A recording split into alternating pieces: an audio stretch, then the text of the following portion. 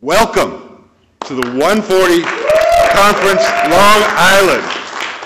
So excited to see you guys here. We're going to have an amazing day, and we're not going to mess around. It's really going to be rapid, hyper-caffeinated. I am Mo Krochmal, a recovering academic and a social median. I am Krochmal on Twitter, K-R-O-C-H-M-A-L.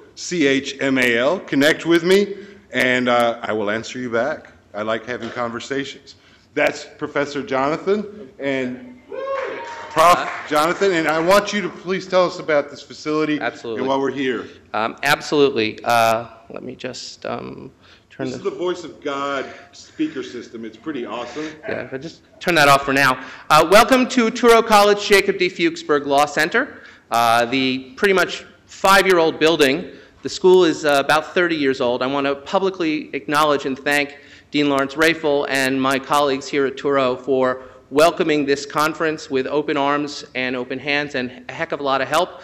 Peter Sinisi, who is the Dean in charge of IT, who is behind the camera right now, and his colleagues, Carl Bowerly, and the building and facilities people, and everyone else involved. We are South Suffolk County's only law school. We are the only school in the country on the same campus as both a state and a federal courthouse. We also have a unique in the country public advocacy center here in the building, which I'll be talking about a little bit later on.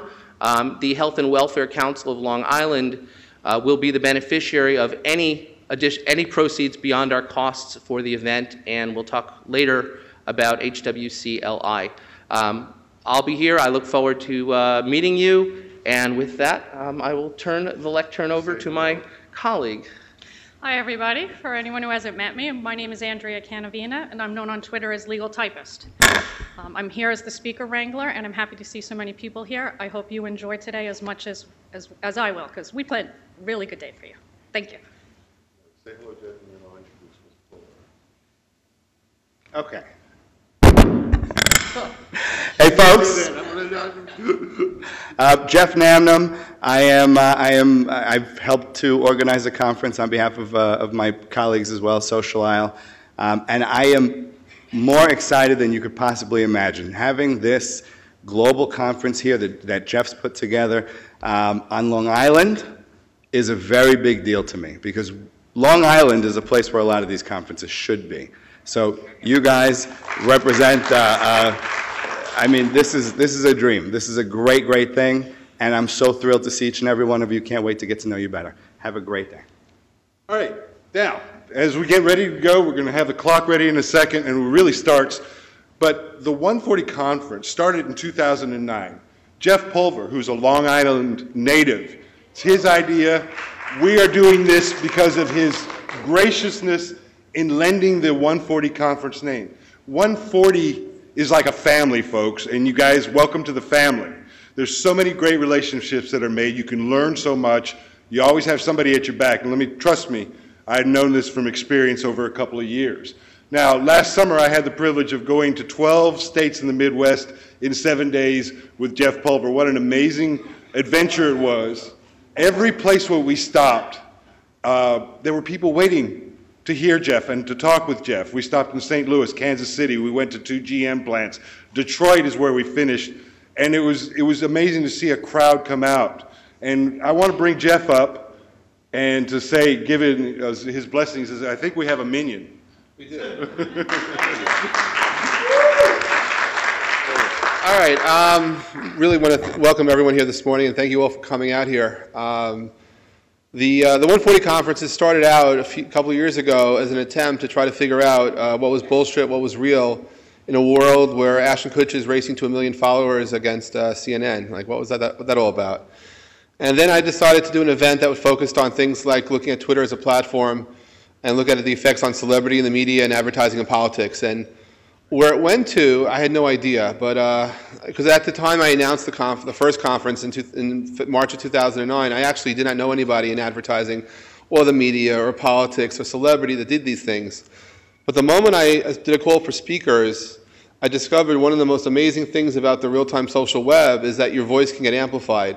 And it's the serendipity of the people who you don't know who amplify your voice. It sends a message out to their circles that changes everything. And it was at that point that I discovered the world had changed. The world became flat in many ways, that access to information was becoming democratized, that there were the gatekeepers are still there but going away. But if you say you want to have somebody from the world of politics reach out to you, don't be surprised if the first person to speak at your conference, at least propose, is somebody from Al Jazeera, because that's what happened. Al Jazeera contacted us because they were using the social web in 2008 and they wanted to talk about it. They actually flew someone in from Doha. The next person to reach out to me was the Israeli embassy, because those folks, these U.S., the Israelis, and the U.K. In 2008 were started using Twitter for public diplomacy. And what I discovered, though, is that the social web actually was changing everything. That it did not matter what business you were in. Your business is actually changing the way it accesses information, and that the thing called what I look at as a back channel starts to emerge. You see, we're living in a time right now where brands have become human. There's a humanization factor. Brands can no longer, and companies can no longer just hide behind logos and press releases. And the moment you hire somebody to represent you online, you're alive, and you have feelings. And there's a level of humanity that's coming back because of that and through that. And so it's, when you actually have people represent you online, now everyone online who you're connected to has a back channel into that company. And so that's kind of different. It doesn't matter whether or not you're back channeling politics or brands, or you're back channeling really anyone or anything. You all have friends now in high places, don't know it.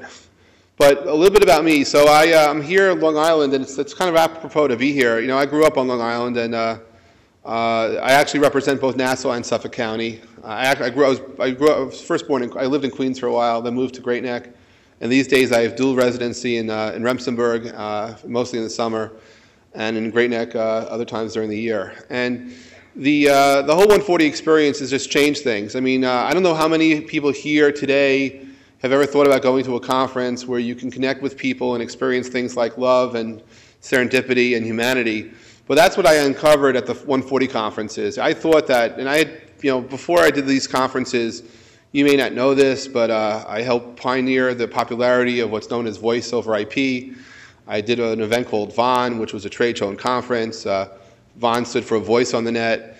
From VON, I gave birth to a company called VON-Edge, which was the age of voice on the net. And I did a lot of things. And when I was doing the VON conferences, those grew from 200 people to literally 8,000 people. And I did those all over the world. And I was always fascinated with communications and how things evolve. And I'm always about connecting people with people. I mean, my roots have been leveraging things like radio to connect with people. Because when I grew up on Long Island, I was kind of alone and invisible. And when I discovered amateur radio at a young age, it took me 3.5 years to get my license, but I grew up on the radio. And once I got my license, I never really did shut up. But if any of you have ever felt alone, invisible, or vulnerable, that's me. And being 9 or 11 is really hard. And for me, the way that I ended up communicating with the world was through radio. And fast forward to the world of Twitter, for me, the connection there is the same thing. When people tweet, it's like I hear the radio, I hear their voices. And when I'm writing back, it's as if I'm talking. And I learned at a young age to listen, to connect, to share and engage with people, because at the end of the day, if you're 13 years old and you're on a radio talking to somebody in South Carolina or wherever you may be, if you're not interesting, you're not going to talk to you. If you're not engaging, they're not going to talk to you. But what was fun was, all I had to be was Jeff from Long Island, and there are a lot of Jeffs from Long Island, and they'll just talk. And I just really enjoyed that experience. And I discovered, I think by the time I was 14, everything I ever needed to know about what turned into social media. Because if you're real about this, if you allow yourself to be vulnerable, if you allow yourself to connect, and more importantly, allow yourself to dream. So, after these 140 conferences launched, I did four in 2009. We did New York, then LA, then London and Tel Aviv. That was nuts. 2010, we did 10 of them. And at the end of last year, I had a dream that people would contact me who liked the 140 experience, where we looked at life and looked at what was happening on the edge, and they would make it their own.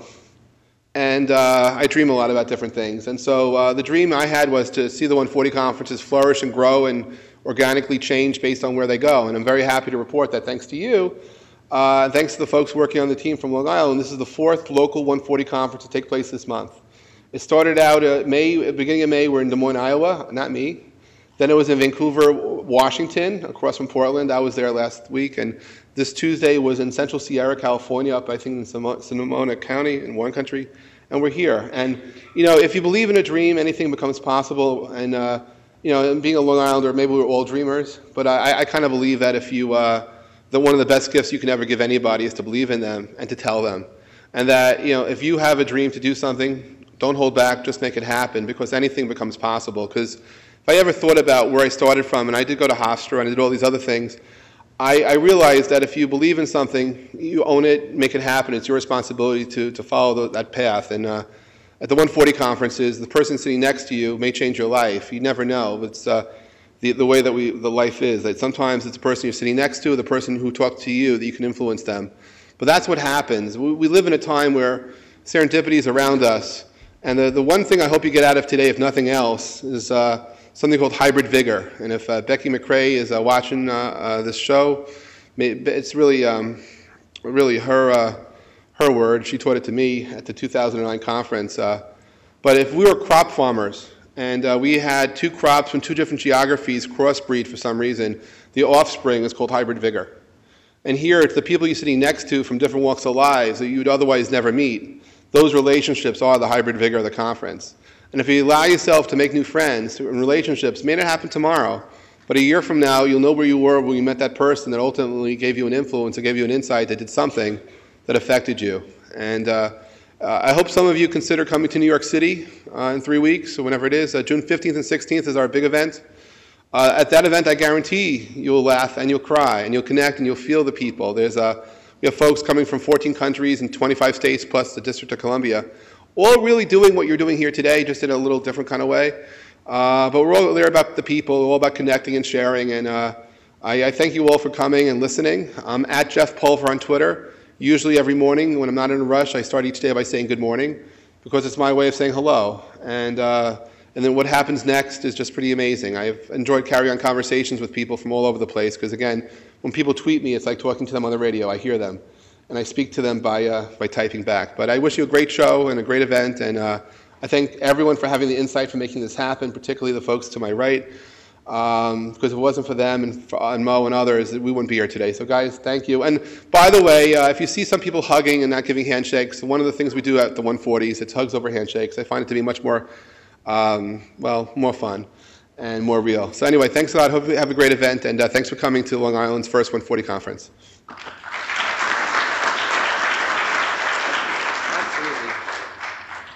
All right.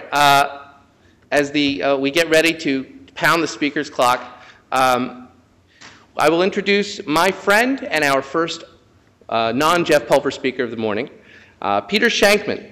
His Twitter bio says, consulting, angel investing, advising, speaking. Founded Harrow, Ironman. I'm told I'm knowledgeable about social media, formerly tweeted as Skydiver.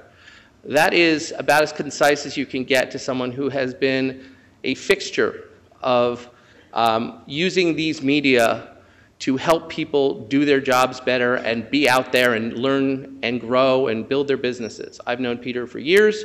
HelpAReporter.com, otherwise known as Harrow, has been a phenomenal success driven by social media, started as a Facebook group, now owned by Vocus PR. And with that, I will turn the lectern over to my friend, Peter Shankman.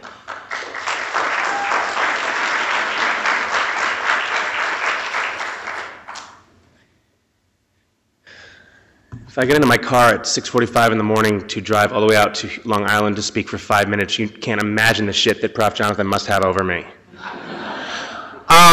All right, so the clock is started at 4:50 left. Here's the thing, Jeff is one of the best guys out there, one of the best guys in the space, and he's just one of the nicest and most, happy people with good messaging and good things all the time. I like to think I am as well. Today I'm not going to be. Today I'm going to be a cynical bastard, and you're going to have to deal with it. So last Friday I wrote a piece on my blog called I will never ever hire a social media expert, and neither should you. And the first line, thank you. Stop it, you're chipping into my, now I have 4:20 left, I hope you're happy. The second line of that piece said I was going to title this article, All Social Media Experts Should Go Die in a Fire, but I decided to be nicer. Here's what it comes down to, guys. You are not experts of social media. If you're using social media, you better be doing it for one reason and one reason only, and that is to generate revenue. Okay, if you're using it in a business capacity, you better be doing it to generate revenue. Okay, and if you are not, you are doing it wrong. Okay, right now, social media is new. In 5 years, it's just going to be another skill set that you have to have. I've yet to walk into any office ever and find someone who's a director of phone. Okay, you have to be smarter than that. What it comes down to about everything is that you have to be smarter than that. What does being smarter mean in a social media type world? Okay, it means you have to be transparent. It means you can't be stupid. There is no security setting on Facebook, Twitter, or any device out there that will protect your ass from stupid. Okay, nothing will protect you from stupid. Okay, when I go, I very rarely drink, and when I go out drinking, I don't bring a device. Because 2 years ago at South by Southwest, I tweeted something at 2 in the morning, and I still regret it. I won't bring a device. The song that you think is just so awesome, you have to tweet every line after 5 Patron shots in at 2 a.m. is not going to sound good at 7 a.m., mark my words. Be smarter. Be transparent. Know that everything you do, everything you post, everything you say will be there for the rest of your life. It's no one else's fault if your personal or professional brand is not perceived the way you want it to be. The only person's fault it is yours. Be smarter. That's be transparent. Be relevant. Know your audience. We have 140 characters. That equates to 2.6 seconds. Back in the 80s, for those under 30, there was something called MTV. It stood for Music Television, and they used to play videos. Okay, now they show Jersey Shore. MTV used to play videos. Those videos were 3 minutes in length, and Attorney General Ed Meese tried to hold hearings about the dumbing down of America because he believed that we were getting stupid. He believed that 3-minute attention spans were going to let Japan kick our ass. Average attention span today is 2.6 to 3 seconds. Okay, that is a study. That is not fake. Okay, so you want to know how to get your audience if you only have 140 characters? The answer is very simple. Learn to write. Okay, bad writing is killing America. All right, bad writing will kill your business. Learn to write. If you only have 3 seconds to reach your audience, you damn well better know how to write. That's brevity. Relevance, know your audience. Okay, as great as Twitter is, if you have an audience who doesn't use it and you're tweeting all the time, you're wasting your damn time. Know where your audience is, know how to reach them, and know how to get them. How do you do that? You ask them. We have all these tools to connect to our audience. Reach out and connect to your audience. Call them. Pick up the phone. Email them. Hey, how do you like to get your information? You know who I listen to the most on the news? The BBC. Why? Because I have a radio? No, because they have a great podcast selection, and I can listen to it every morning on my iPod as I'm running around Central Park. That's it. Okay, if 1010 Wins had the greatest iPod selection like that, I'd listen to them. But they don't, and they lost me as a customer. Okay, and finally, top of mind. With all these tools, we have the ability to reach out to every single person in our network every single day, except we don't. Studies show we reach out to less than 9% of our network on a monthly basis. That's pathetic. If they're in your network and you're not talking to them, don't bother reaching out to them. Okay? That's rule 4. So transparency, relevance, brevity, and be top of mind. Talk to your audience. And by the way, it's not about me when you talk to your audience. Like, hey, Mark, happy birthday, and buy my book. It's not about that. Okay? It's, hey, Mark, have a great birthday. What are you working on that I can help you out with? That's what it's about, and I can directly point to $250,000 in consulting from Facebook that came in last year from not from my people in my audience, but from people in my network's audience who said, hey, we need a good social media or a good marketing guy. Who do you know? Oh, call Peter.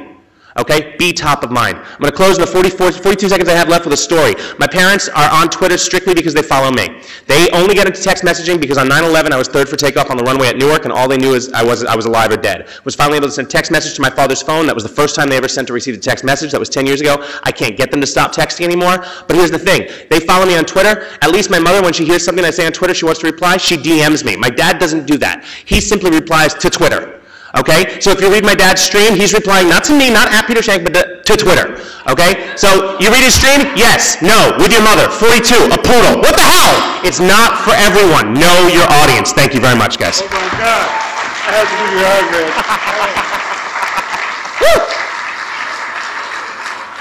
That's how you do that. That is how it's done, people. Oh my God, we're off to end it right perfect on 5 minutes. Are you guys ready for a day full of this? Oh my God. So, number 2. Let's go up here. Dave Kerpin. Where are you? I'm here. You're here. Come on up. I'm just gonna tell a quick story. Real quick. Dave. Don't start my time I think yet. we won't. I think I first contacted him. I used to put up on Twitter, and I will be going back to doing office hours. You know, what may I help you learn today? Because I learned that I don't want to say can, but it's what may I help you learn? And yeah, I think you responded to it, didn't you? You did. And we sat and had a really nice conversation. We're Facebook friends. I follow this guy. He's amazing on Twitter and Facebook and doing an amazing business. So you have the unenviable task. Do we have his timer set to go? Is ready to go. It is your floor. Thank you. I got 5 minutes, and then I'm so sorry. I have to run to speak in the city, but I'm going to stay for a few minutes after I speak. My name is Dave Kirpin. I'm a social media expert.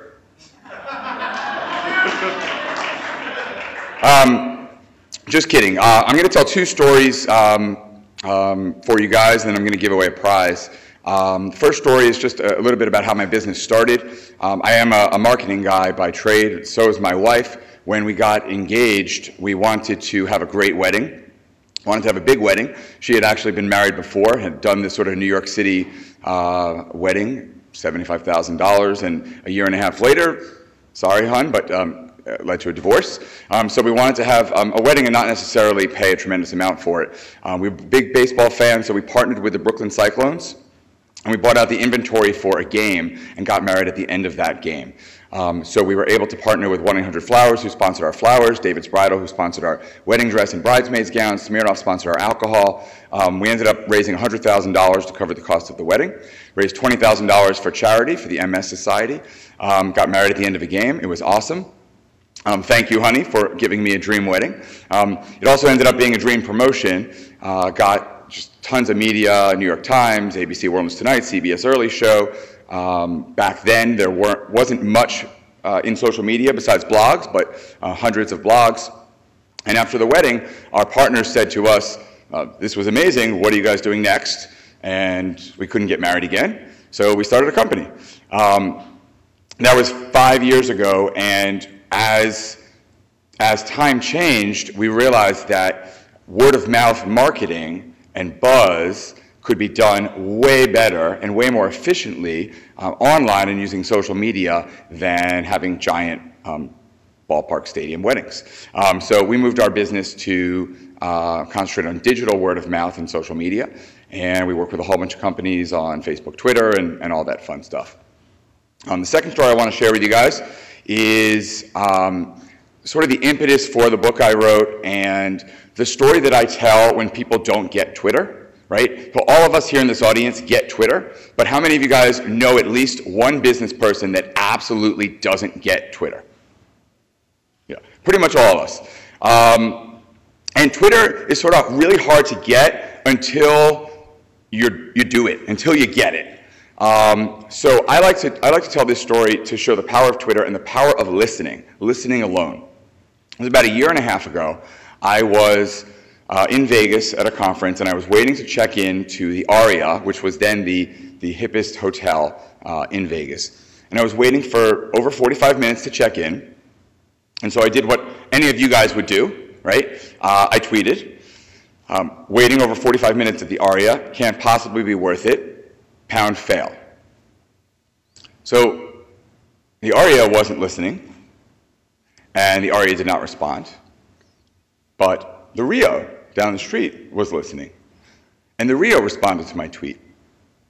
And when I tell this story, especially to senior execs who are sort of, their mouths are watering about revenue, they say, oh, well, they respond, come on over, come on over.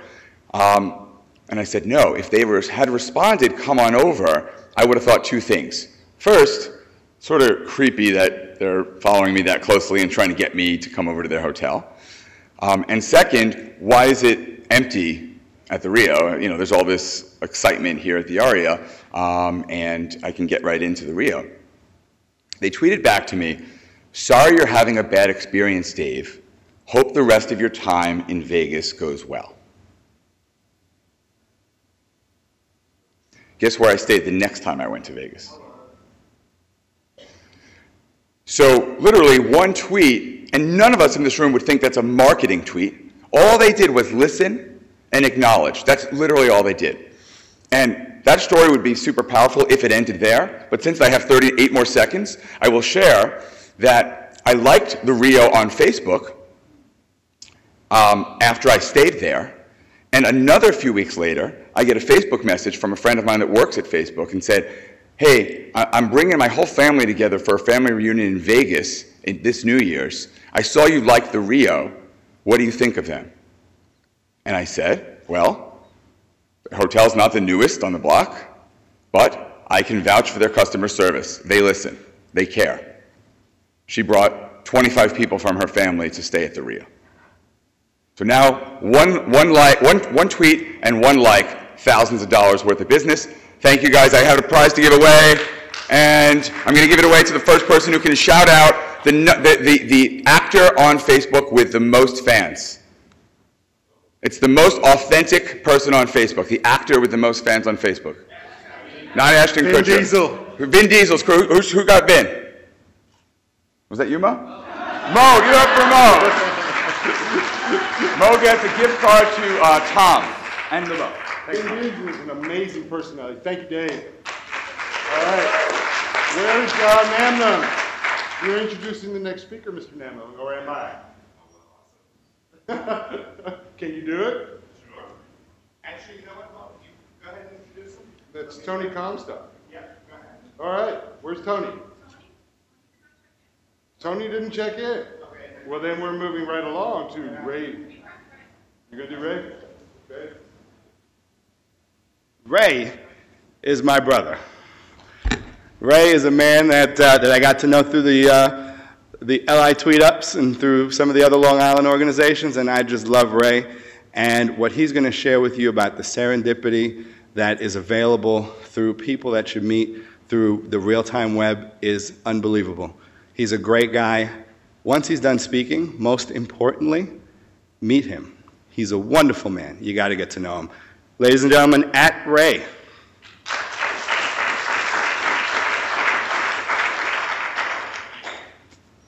Good morning.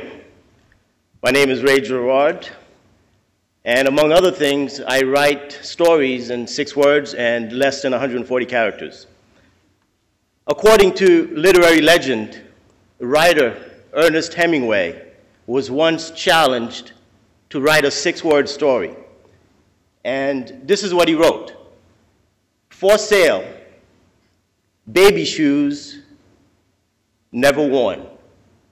A brilliant and profound 6-word story. And if I might add, an amazing exercise in brevity. Many have said that Hemingway considered this his best work, but others have dismissed it as just literary folktale. But either way, 6-word stories have been thriving ever since, and even more so in the last 5 years. I've been writing 6-word stories since 2006, and that's also the year that I started on Twitter. My name is @Ray on Twitter.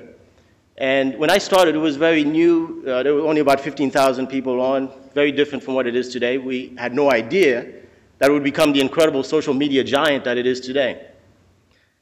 I joined Twitter originally for 2 reasons. The first, I was fascinated by the 140-character limit. I thought, here's an opportunity for me to share ideas, share my thoughts at a very fast pace. And second, I write haiku poetry. And haiku poetry restricts the writer to 17 syllables or less and 3 lines. Again, a perfect way for me to share my work. My turning point came on Twitter in 2006 when a magazine that I follow called Smith Magazine extended a challenge to their readers. They asked their readers to write their life story in 6 words. And everybody jumped on, started writing their story in 6 words. The editors were motivated by the Ernest Hemingway story, and they wanted to bring it back on Twitter in a fantastic, new, and exciting way. And it worked amazingly well. Thousands started sharing their 6-word stories. A year later, I received an email from Smith Magazine. I was told that over the year they had received over 11,000 6-word submissions, and they were about to write a book, and I was invited to be a part of it. My 6-word story was included, and it was an amazing moment for everyone involved, because the book, titled Not Quite What I Was Planning, 6-word memoirs from writers famous and obscure, was published in February of 2008 and became a New York Times bestseller in March of 2008. It stayed there for 6 weeks. An amazing moment for everyone involved. Many other opportunities have come along for me as a result of that one event, the power of Twitter. Now, the point that my story illustrates is that the social web has an unpredictable element to it. It's serendipity sprinkled throughout the social web. And serendipity, as defined by Merriam-Webster's dictionary, is the faculty of finding fortunate events by accident, or what I like to call unexpected surprises. This was my moment of serendipity for all of us to be included in the New York Times bestseller. Serendipity is not something that you can control or manage. You can't. It's unexpected. So what you have to do is to be present and fully engaged on the social web.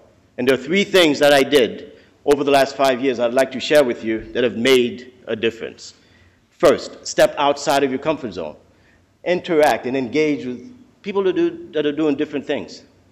And you'll find that as you step out of your comfort zone, you expand your comfort zone, and you also expand your circle of opportunity. Second, look, listen, and promote others. Everyone around you is doing something great, something wonderful. Promote them. Lift them up, because as you lift others, you'll also be lifted. And the third and most important to me is share something of value that is unique to you. We all have something that we're passionate about. We all have something that we're good at, right? Be recognized for something positive and valuable. Because as you share what you do and what you know, you'll find that your circle of influence increases. And those 3 things have worked for me tremendously well. And ladies and gentlemen, as you pursue your goals, I'm sure you'll achieve most of them. But keep in mind, serendipity exists. It's sprinkled throughout the social web. And very often, things that happen may not be quite what you were planning, but may in fact be a little better than what you were planning, as it did for me. Thank you very much.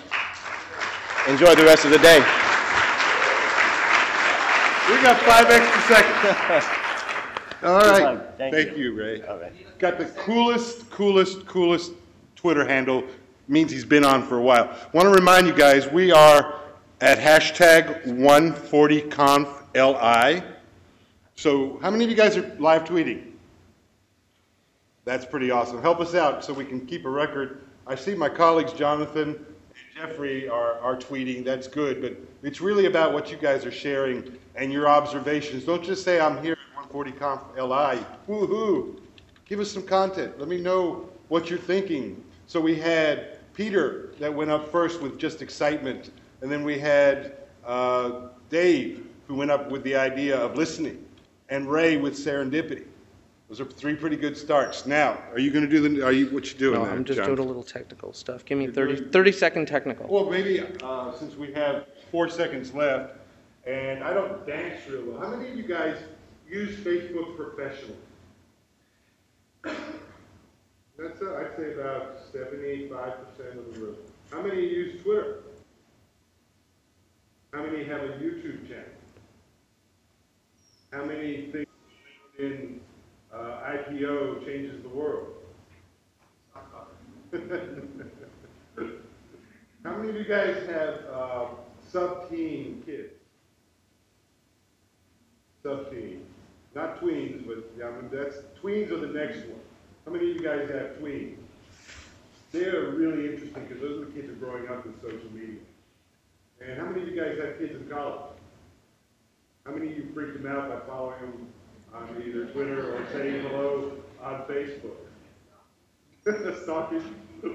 What is it? I have friends describe the weekend, their discipline at home is going Amish. And that's taking away all devices and all screens. And the kids are not happy with that at all, and it really works for them. So, have I stretched long enough, Jonathan? I do believe. If not, I'm going to have to start dancing or singing, and you don't really want to see either one of those. I promise. I just want to do a little bit of. Okay. He's handling it. Shoot us some questions, guys. If you have reflections, 140ConfLI. We're also streaming at is.gd/140ConfLI stream, right? We're live streaming. Is good. is.gd/140ConfLI stream. Yes. One more time. Yep. You can find it in the profile of at 140ConfLI on Twitter if you can't find it You know, it's a good time.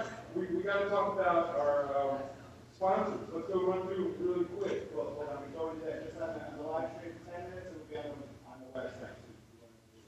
Okay, now, sponsors, really important. There we go. Number one, Touro. Absolutely.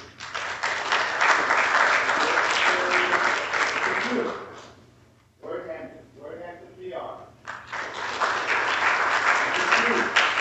Number three is St. Joseph's. You've been writing all these, so that's why I'm putting you on the spot. Number four, Water and Cane. Number five, Starbucks of Rockville Center. Speak up, Jonathan, on the tweet screen. I'm not seeing it there, but I think we're going to have how many from Starbucks? We got 10 gift cards from Starbucks. At certain points, we're going to look at the latest tweeter, and that person will get a Starbucks $10 card. How about that? Do it during the break. Yeah, and then we've also got to get the giveaway from Sewage Building. Okay, and I'm also offering as a little prize 15 minutes free consultations. What may I help you learn today? So, are we ready for our next speaker? Who is our next speaker? Let's take a look here. And that would be Lee Carlson. Are you here, Lee? All right. Oh, so that's okay. Kevin, we switched you. We'll get back to you in a minute. Come on up.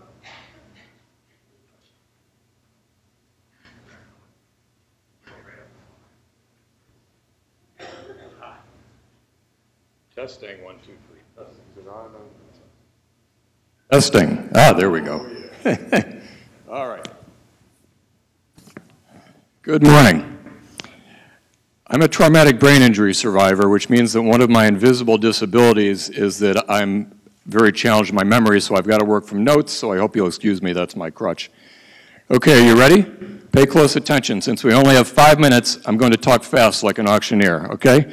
Twitter, give me 1. Twitter, give me 1,000. Twitter, give me 1 bid. Now bad bid. Twitter, give me 2. 1 bid. 2,000. 2 bid. 2 bid. How would you give me 3? Twitter, give me 4. Twitter, now would you give me 4? 4, 4. Who's bid? Who's it? Right? Does your Twitter feed feel like that sometimes? I follow thousands of people, and thousands of people follow me on Twitter, and it's just scrolling across my screen, and I still love it. You know, it's great, but that's how it feels. So, are they random tweets? No, I follow people who tweet about the things that I care passionately about. So what am I passionate about? I'm passionate about communicating, about storytelling, about using language to inform, teach, and connect with people. I'm passionate about telling the world about traumatic brain injury. I'm passionate about fairness and compassion and healing and joy and happiness, especially finding happiness after a traumatic life event. I'm passionate about the Buffalo Bills. Don't ask, but they're on my tweet feed. I make my living communicating with people. As a writer and magazine editor, I've covered beats including the arts, business, physics, sports, religion, and more. Then 10 years ago, I got a new beat when my mother fell down a flight of stairs and suffered a serious traumatic brain injury, or TBI. She couldn't walk, talk, or feed herself, and I became one of her caregivers and threw myself into learning more about TBI. Then, in a sort of weird twist of fate, a year later, I was hit and run over by a car. And I suffered my own traumatic brain injury. I was briefly in a coma, spent a year in rehab, and several more years recovering. Since I was a caregiver, survivor, and writer, my doctors urged me to write a book about TBI. So now I add to my communication resume that I'm also a book author, professional speaker, and expert on achieving success when everything seems hopeless. Why is communication so important? Not just to me, but to everybody. When I told my 14-year-old son that the topic of my talk was communication, he said, "Yeah, Dad, without communication, we'd all go insane." And over the centuries, people have constantly adopted revolutionary new communication technologies to keep from going insane, although sometimes at the beginning of the learning curve, it feels like those new technologies are going to drive us insane, like that Twitter feed, right? From cavemen drawing on cave walls, to Egyptians using hieroglyphics, to the Phoenicians developing the first written alphabet, to the Greeks inventing theater, to the invention of paper in China, to Gutenberg's printing press, to Mark Twain's new typesetter, the invention of movie, the typewriter, television, movies, word processors, computers and video, communicators have constantly adopted new technologies.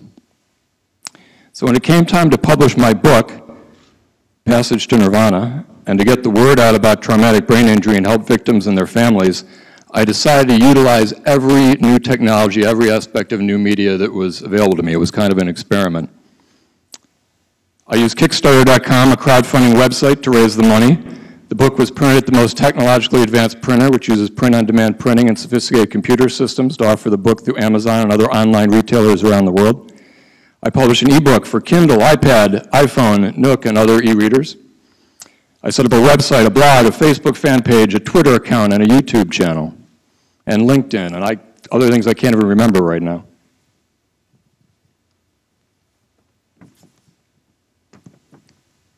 And instead of the usual testimonials in the book jacket from famous people, I solicit reviews from average people, much like websites that rate books or movies or cameras or whatever. The result? The book was just published last fall and already has a worldwide following. The second largest fan base after the US is, can you guess? It's not Canada. It's Indonesia. Right? Jakarta is the second biggest city where I have readers and fans. The book has fans in. Are you ready for this? The US, Canada, Mexico, the Bahamas, Puerto Rico, Ecuador, Bolivia, Venezuela, Brazil, Chile, Argentina, United Kingdom, Ireland, France, Monaco, Italy, Austria, Croatia, Czech Republic, Russia, Poland, Bulgaria, Turkey, Algeria, South Africa, India, Nepal, Bangladesh, Vietnam, Indonesia, Singapore, Malaysia, the Philippines, and Australia. All thanks to new media. So does new technology work? Does social networking work? You bet it does. It's not instant, it's not easy, it still takes hard work, but would have taken hundreds of thousands of dollars and a large team of people has been done on a shoestring budget by one person, moi. Writer, publisher, book designer, publicist, marketer, sales staff, chief cook, and bottle washer, that's me. The only thing I didn't do was design the cover, but that's because my day job is I work as a copywriter and new media marketing guru at a design firm with a very talented head designer, and he did it for me for free as a favor. So is everything new and wonderful and different and exciting? Yeah. Except that nothing is new, right? It's all still about making connections. The model is still built on the ancient wisdom of forming connections, opening lines of communication, developing bonds with clients, fans, customers, followers, buyers, whatever you want to call them. What's different is that I now have the ability to reach out and form those connections with like-minded people from all over the world in real time. And that's what I'm passionate about. Thanks, and I'll be around the rest of the day if anybody wants to talk.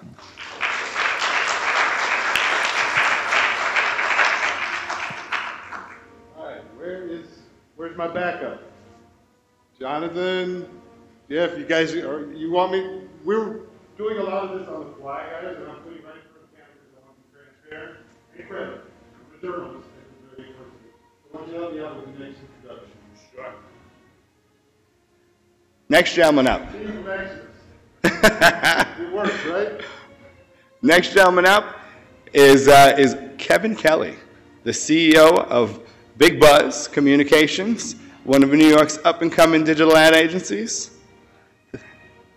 Thank you, Jeff. And Kevin has a prop, so I can't wait to see what the prop is all about. Thank you, Kevin. Kevin Kelly, ladies and gentlemen.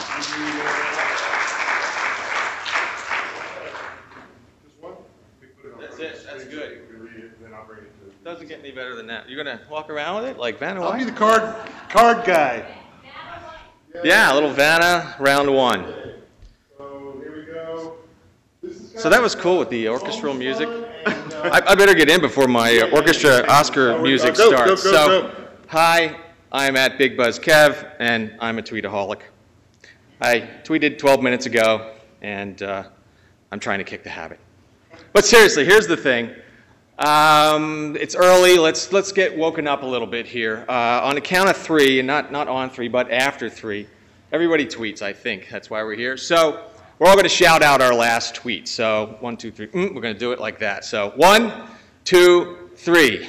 Where the hell is the 140 conference?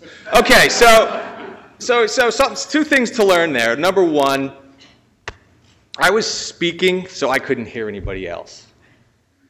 You need to listen to the space around you, or you may wake up one day and find that you've become irrelevant.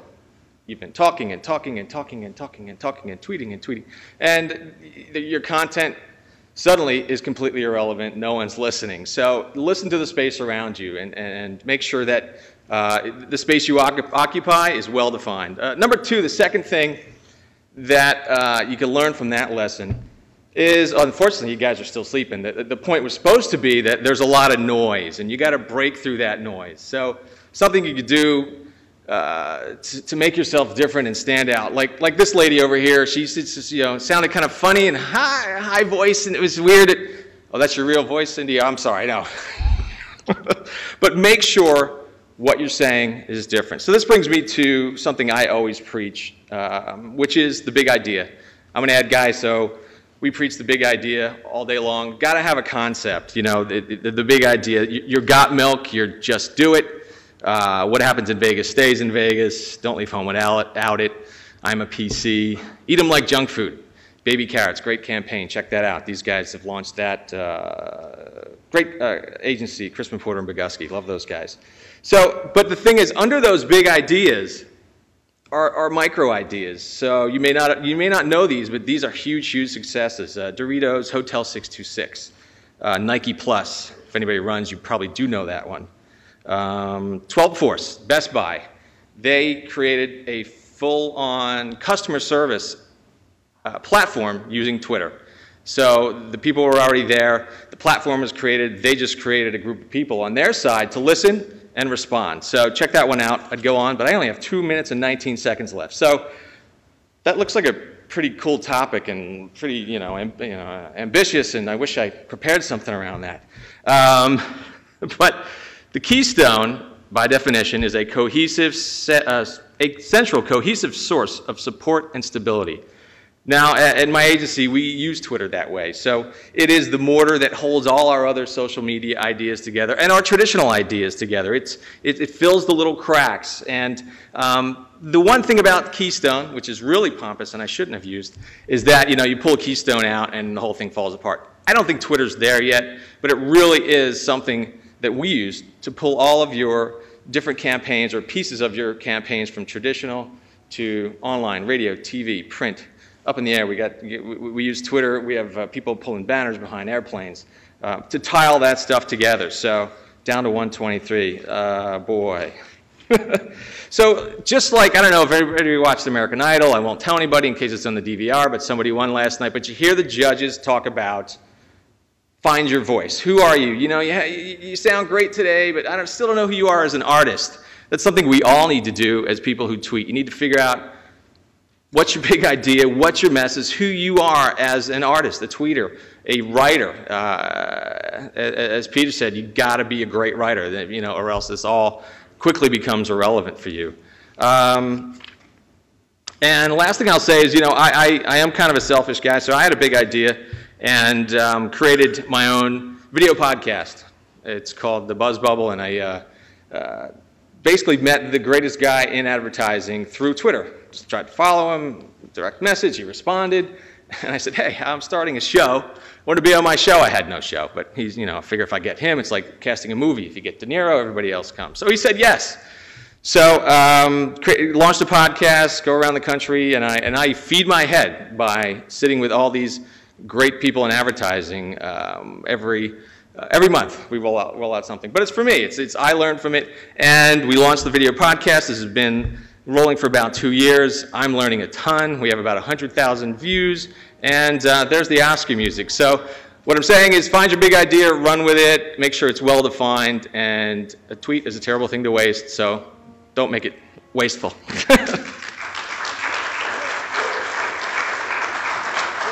Doing good, thank you. Wow, we are doing pretty good. What do you think, Jeff? We're right on time, and you know what time it is? It's break time. Hi guys, having a good time? Guess what? We're trending. The hashtag is trending in New York, which is pretty awesome. Represent Strong Island. All right. Wanted to give a quick introduction. Those of you guys who checked in, there's 2 volunteers that are sitting at the front desk, so I wanted to put their name on the live stream and recognize them and thank them for helping make this a success. There's Karen Reed. She is at KReed1671 on Twitter. and Camille Dettel. And she is at Camille Dettel, CamilleDitele. And if anybody wants to give them a shout out, that would be very nice of you. And we're doing that. So let me, before we get started, hey Jeff, how many hours sleep did you get last night, sir? I don't think that's proper in mixed company. Whoa, no, you were working late is what I was trying to segue into, sir. 3.5 hours of sleep. I got 4. And I was on the Long Island Railroad on that long, lonely train ride to Babylon from the city. Every town along the way, but it got more and more beautiful as we got out here. So let me give you to Jeff, and you do the introduction as we get ready for now the sprint till 12 o'clock. All right, bringing us out of the break is a good friend of mine, a lovely young woman, Melissa Gonzalez on Twitter at Lionesque Style, and this is a woman that I met at RS Pop-Up, and she is just a tremendous speaker. I've seen her on video, I've seen her speak live, and she's got a tremendous topic to share with you guys. So welcome to the stage, Melissa Gonzalez. Thanks, no pressure. Hope you guys all had a good break and you're amped up on your coffee. I'm Melissa Gonzalez, CEO of Lionesque Media, co-founder of RS Pop Shop. It's a premier revolving storefront in Midtown Manhattan, the street level of the Roger Smith Hotel. So my background, I came from Wall Street, where there was Reg FD and no Facebook and no Twitter, and I couldn't use any of it. But I knew when I left, when I quit Wall Street, that social media could be a strong tool for me to make a career change. So when I first started on Wall Street, I worked in fixed income, and it was all about the numbers. And I moved over to equities because I loved the stories. And I made independent films, and I hosted a TV show. So when I quit to be more creative, I started an online web series about beauty, fashion, and fitness. And I thought, okay, great, I'm going to get on Facebook, and I'm going to get on Twitter, and I'm going to tell the whole world I've done this, and everybody's going to care. And I was terrible at it. And nobody was responding, and I hated it, and I thought, this is just stupid. So I took the time to go to conferences like you guys are doing today and learn more about it and figure out what was I doing wrong? Why was I successful on Wall Street selling stocks to mutual funds and hedge funds, and I couldn't be successful at selling myself? And I realized that there was a disconnect of me translating my skills. So what was translatable?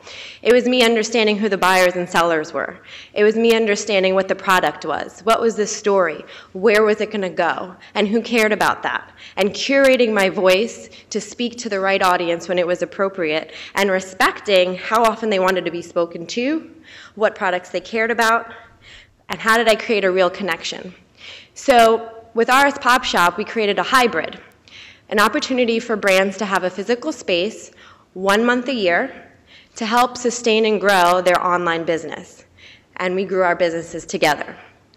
We created a real connection in person for a month, and this is what we continue to do. We let people know about our story, let them know about the brand story. What's the inspiration? What are the fabrics? What are the prices? Where are we going? We collaborate with other organizations online, like Lifestyle and Charity. We give back to a charity spotlight once a month. I curate on Aha Life, which is another site that sells products, but I'm part of another audience being able to do that. And we start the conversation in a personal way, right? They get to see the behind the scenes. They get to see how we grow. And I think that because people working with us have created that foundation of in-person, we've been able to sustain it more online. But I don't think that if you don't have that opportunity in a physical space to start it in a personal way, it doesn't mean that you can't have that connection online. It's really important that people know who you are. It's important that they understand that you're going to support them also. It's important that you're tailoring to each other. And then the other thing that we connect in is the traditional media, right? So what is it about traditional media that's really important to translate to social media? Quality. Just because it's online doesn't mean that the quality shouldn't exist. So how well you write, how good does your picture look, how good is your video, because those are the things that have made traditional media strong. So we translate that to social media as well. And then living in the now and keeping current. So why is it important to have quality and to communicate well with your audience? How often do you go to your computer to send an email and then 15 minutes later you're staring at your screen thinking, why did I come to my computer? Because in the meantime you got a tweet and you got a Facebook message and you got an email and you got a phone call and you got a news headline and everything distracted your attention, right? That's why your message to anybody that you're sending to has to be really strong, because you're going to be competing with all those messages hitting the person you're trying to talk to at the same time as well, right? It's a time of like ADD. So you have to have a strong message in there. And so once I was able to learn all of those things were important, just like I had on the trading desk, it was like I had the buyer talking to me and the trader talking to me and the research analyst coming my way and the news story hitting me. Why was I going to catch anybody's attention? So with social media, we've been able to grow really strong because we've created this really personalized connection to other people and keeping it real. So one of the strongest feedbacks I ever got was I was going to a conference one day and it was raining outside and it was going to be really humid, and so I walked to the conference with my shower cap on my head and I took a picture of it and I sent it out, and I got more responses that day than any other message I sent to anybody else because I was a real person and it was something that people could relate to. So I think it's important, even from a business perspective, to have a good balance in your conversation of talking about your business, talking to your audience, supporting what other people are doing, and keeping it real about yourself so that there is a human connection and they see you as an individual, because they're more likely to care about anything you have to say, and if your company's growing because they think, even if they've never got the opportunity to meet you, that they did meet you. So thank you for your time, and I hope you enjoy the rest of your day.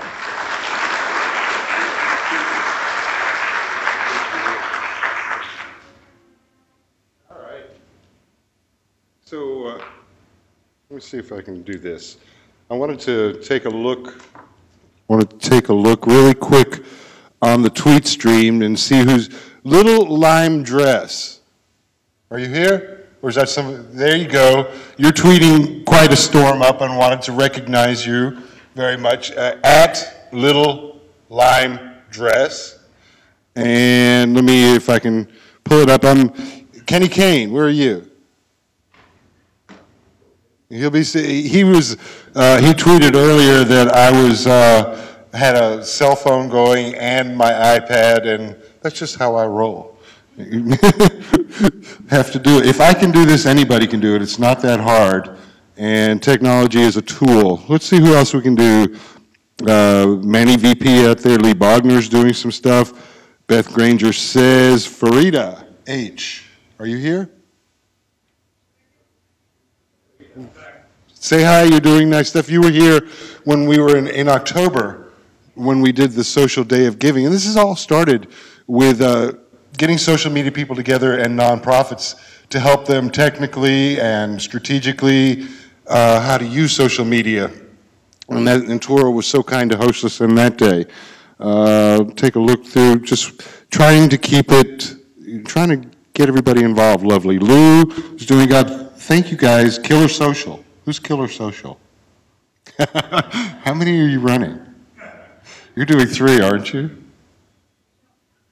Okay, I get it. So now, I don't want to take up the time, and I'm scrolling through here. One day, there's actually a meme going on right now to how to organize the screens on your iPad, your iPhone, and people are trying to figure out, and there's actually people who are blogging and have created blogs to tell you how to organize all of your little apps. And I'm trying to look right now to get back. Oh, here we go.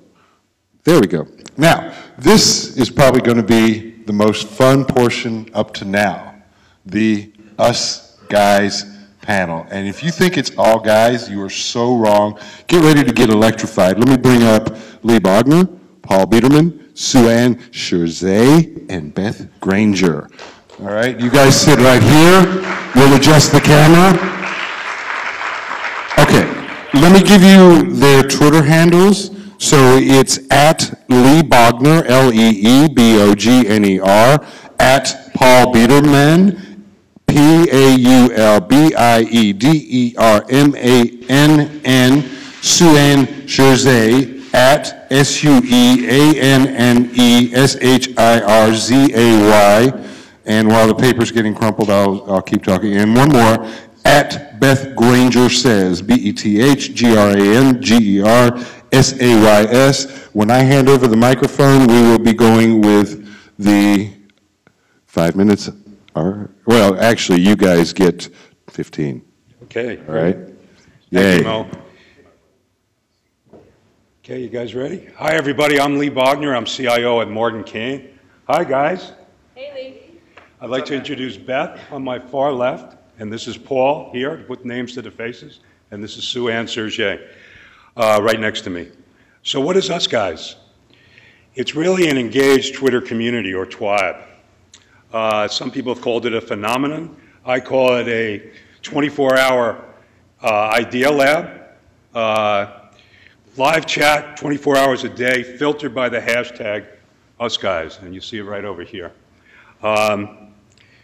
People in branding, creatives, technology, research, all sorts of people coming together on a 24/7 basis all around the world for some live chat, listening, and engaging, collaborating. It's a very exciting, sharing and helping each other.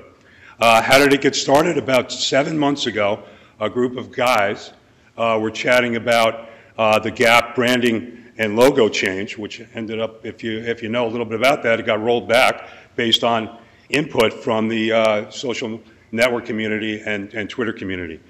Their issue really was, how do we talk about this 5 guys with their @mentions and their names within the 140? So they came up with the hashtag, and the group blossomed. It blossomed to over 1,000 people worldwide today, chatting and talking about topics of interest in marketing and technology and social media. Us Guys does not mean United States. As I mentioned, it's global. It does not mean guys only, men only. As you see, it's men and women. It's more like, hi guys, coming into a room with a term of endearment. So it's a true testament to filtered online engagement and Twitter filtering that works. So I'd like to get some input from my panel now. Paul, why don't you tell me a little bit about how you're engaging with the Us Guys community?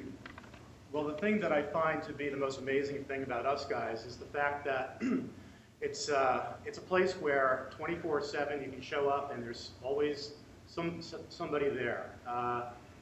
The engagement is really incredible. Every morning we share coffee, virtual coffee, Right. of course, which is a little bit like playing house, but we have a good time doing it. And About some of the rituals.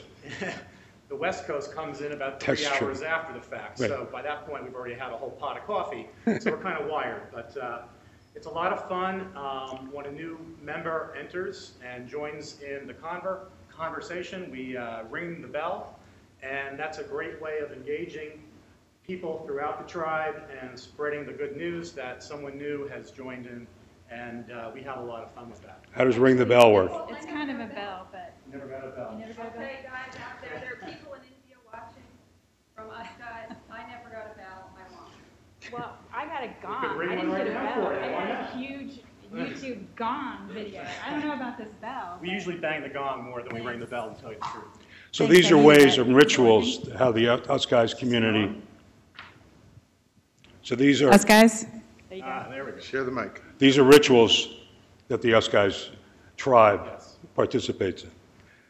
What other types of things are the Us Guys involved in? I guess I'll say every Monday at 3 o'clock there is Us Guys chat, and because everyone is involved in so many different things, loosely based on marketing, it does tend to be a marketing-based chat. But what else is there? Paul. Beth? Well, one of the things that I think is so special is it's this community of people online, and it's turned into other things in real life. Hello? Oh, in real life. So yesterday I was at Blog World trying to explain Us Guys to a woman I had just met, when a woman runs up to me, gives me a big hug, and it turns out it's someone that I've known online for almost a year, and we had never met. And it feels like I knew her as well as I know you guys. A lot of hugs being thrown around at us guys, that's for sure. What else have we done? We've done meetups now. We've done meetups from San Francisco to Philadelphia, Massachusetts, and even in Canada and the UK as well. And I hear there's going to be the first one coming up very soon in Germany. Awesome. So it's a global phenomenon. What are some of the benefits that you get out of the Us Guys engagements? Basically, if I could describe how I got into Us Guys, I was just having lunch one day, and it happened to be a BLT, only I had no L. So I think I tweeted, "I'm having a BLT, hold the L." And someone said, "That's not a BLT, that's just a BT." And I said, "Well, it's still good because I've got Miracle Whip." And that broke open this whole condiment fracas, and before you know it, we all knew who didn't like Miracle Whip in the group. And but you could talk about Miracle Whip, or you could talk about the difference between Sesamic and TweetDeck. It's the same kind of, it's from A to Z. So technology and branding, and I think what's important here is you hear that brands can listen to these conversations. Think about it. The brand managers from Miracle Whip and Hellman's could learn a lot from what's going on in the conversations on Twitter in general, but in specifically through the Us Guys streams. We talked about Beyond 140 a little bit. Could you expand on that? How about other conferences and things? We actually had a conference, a 3-day virtual show, which took place during the South by Southwest show out in Austin, Texas. Mm-hmm. And it was kind of like for those people who weren't able to be there and were feeling a little bit sad about that. So we decided to have Us Guys fun, and we had a very successful 3-day chat, really, around topics, and we had sponsors, and we had 400 people joining in, over 4,000 tweets over 3 days. And, you know, we've only been around about 6-7 months now, and we've done a lot already, but there's so much more that we want to do. We do have Facebook pages, we have LinkedIn groups, we challenge each other every week to write around a certain topic, us blogs. Right. We're doing all kinds of fun things. How about visualization, things like that? Visualization, the video side, the mapping side, things like that. Map where you can see all the people on Us Guys where they are, although I think you're somewhere interesting, yeah. So ends in the ocean. And one of the interesting things is the relationships that have developed, people who now work for other people that they met on Us Guys. Collaboration, real friendships, and real working interactions. I know personally I'm using it as a research tool. Sue Ann mentioned, you know, doing an analysis, reaching out to people in the Us Guys stream to find tools for measuring the Twitter streams. I'm sharing that information about what I'm finding. I'm learning from others.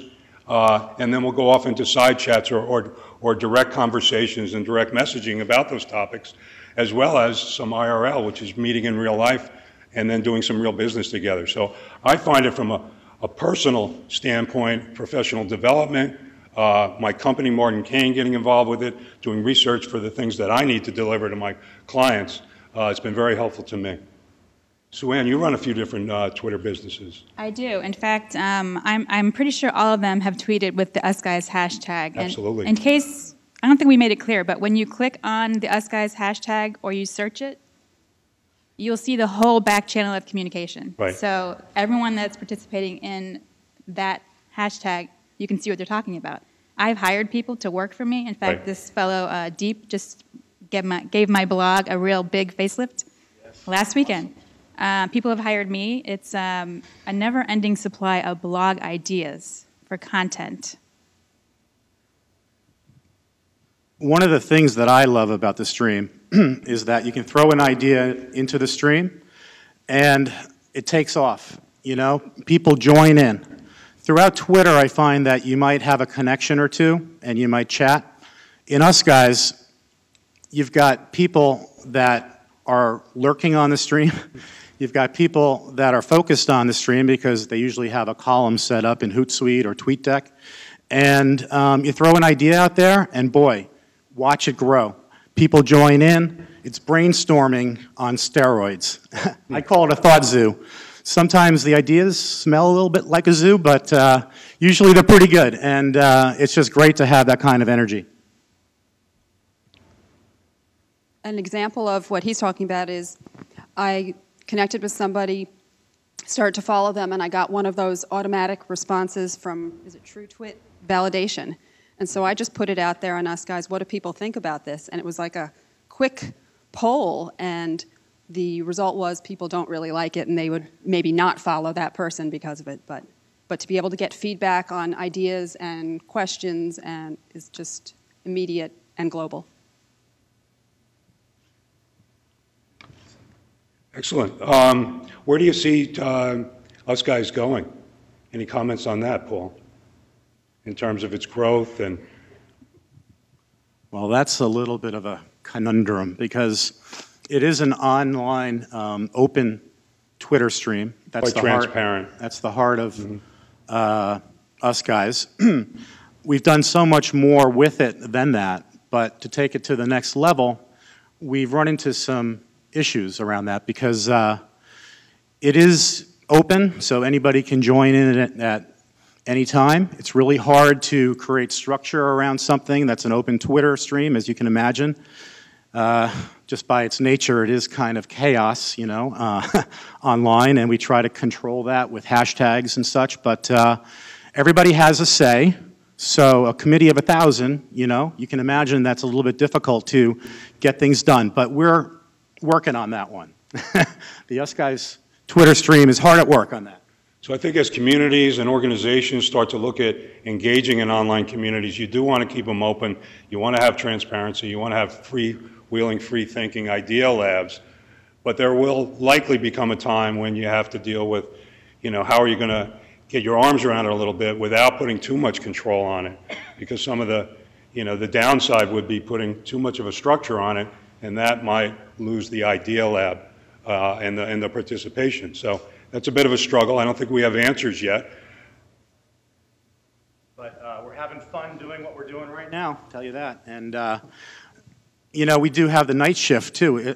As I said, it's 24/7, so we have people all over the world now that are joining in the stream. So we have the Us Guys night shift. Unfortunately, they're a little expensive. They get time and a half. But it's good to see them there. You know, if you're a insomniac or something, you're up at 3 in the morning, going to Us Guys, and there's somebody there to chat with, joke around with, or if you're in a more serious mood, talk about marketing, social media, tech, analytics, branding, etc. How many of you guys have followed the Us Guys stream at all? Excellent. It's about 40% or so. That's awesome. Please, all of you, you know, come by, talk to us. We have, you know, we're going to be here throughout the show, and join us on the Us Guys stream. You know, I think. We have a lot of fun. Yeah, absolutely. I like to call it the back channel to cool, because everyone in this stream, I'm telling you, they're funny, they're smart. It's really the cream of the Twitter crop, as far as I'm concerned. It's very quick, witty people. Now I know. If you're not cool, that's cool too. Get yes, out. Absolutely. We welcome diversity. It's all kinds of geeks and no, we don't. pocket protector type people too. And I know there's a lot of Us Guys following right now on the Ustream, and you know, so I'm sure they're tweeting away once we get back on the screen here. Again, join us online. If anyone has any questions about Us Guys, we'd be happy to answer them now or later. Yes, in the back. There was a group of 5 guys. The question was, I think we should just say what the question was. Is there one person who started it? The question, the answer is there was actually 5 guys who started it, talking about the Gap logo and branding and creativity, creative issues that went around that. So, yeah, 5 individuals that did start it, and they put the hashtag together to allow them to communicate within the 140 without chopping up too much of the post stream. There are other groups out there, such as Latism, which is speaking here at this event. That's a similar model for the Latin community. And be sure to talk to them as they present today, as well as you meet them at lunchtime and at the parties and the barbecues. But also, there's other groups like LI Tweet Up here on Long Island. And for us guys, again, it's a global thing, but there's a good core of people here in New York and Long Island that are meeting in Manhattan and Long Island on a regular basis. So I would advise you to check us out and listen, and then join in. And by the way, those 5 guys had no idea what they were getting into. Absolutely. Those guys took on a life of its own really quick, and has become really, you know, a phenomenon of a sort, just because so many great folks happen to find each other at the same time and just have a great time together and learn a lot and share. Excellent. Join us on the stream at Us Guys and have a great conference. Thank you very much. Thank you.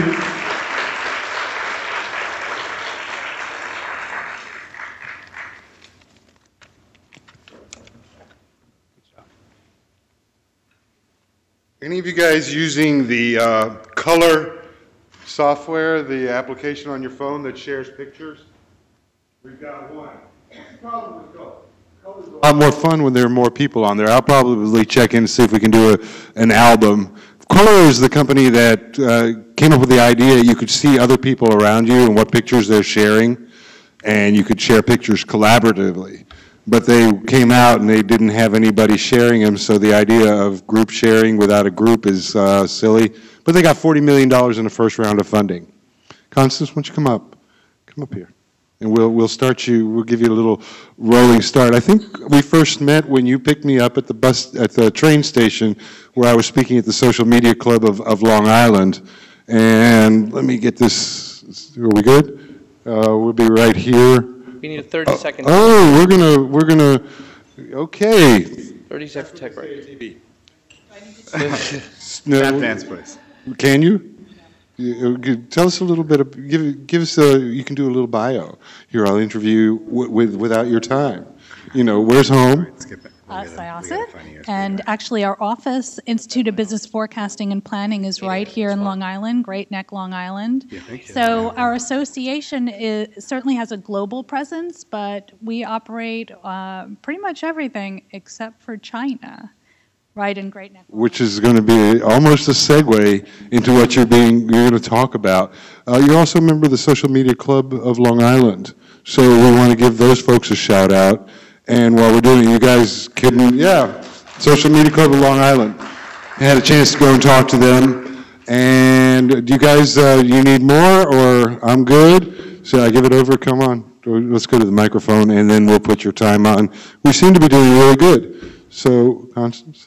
Great. Please introduce yourself. Twitter handle is Constance K. Constance K. CONSTANCEK. And now I shut up. Great.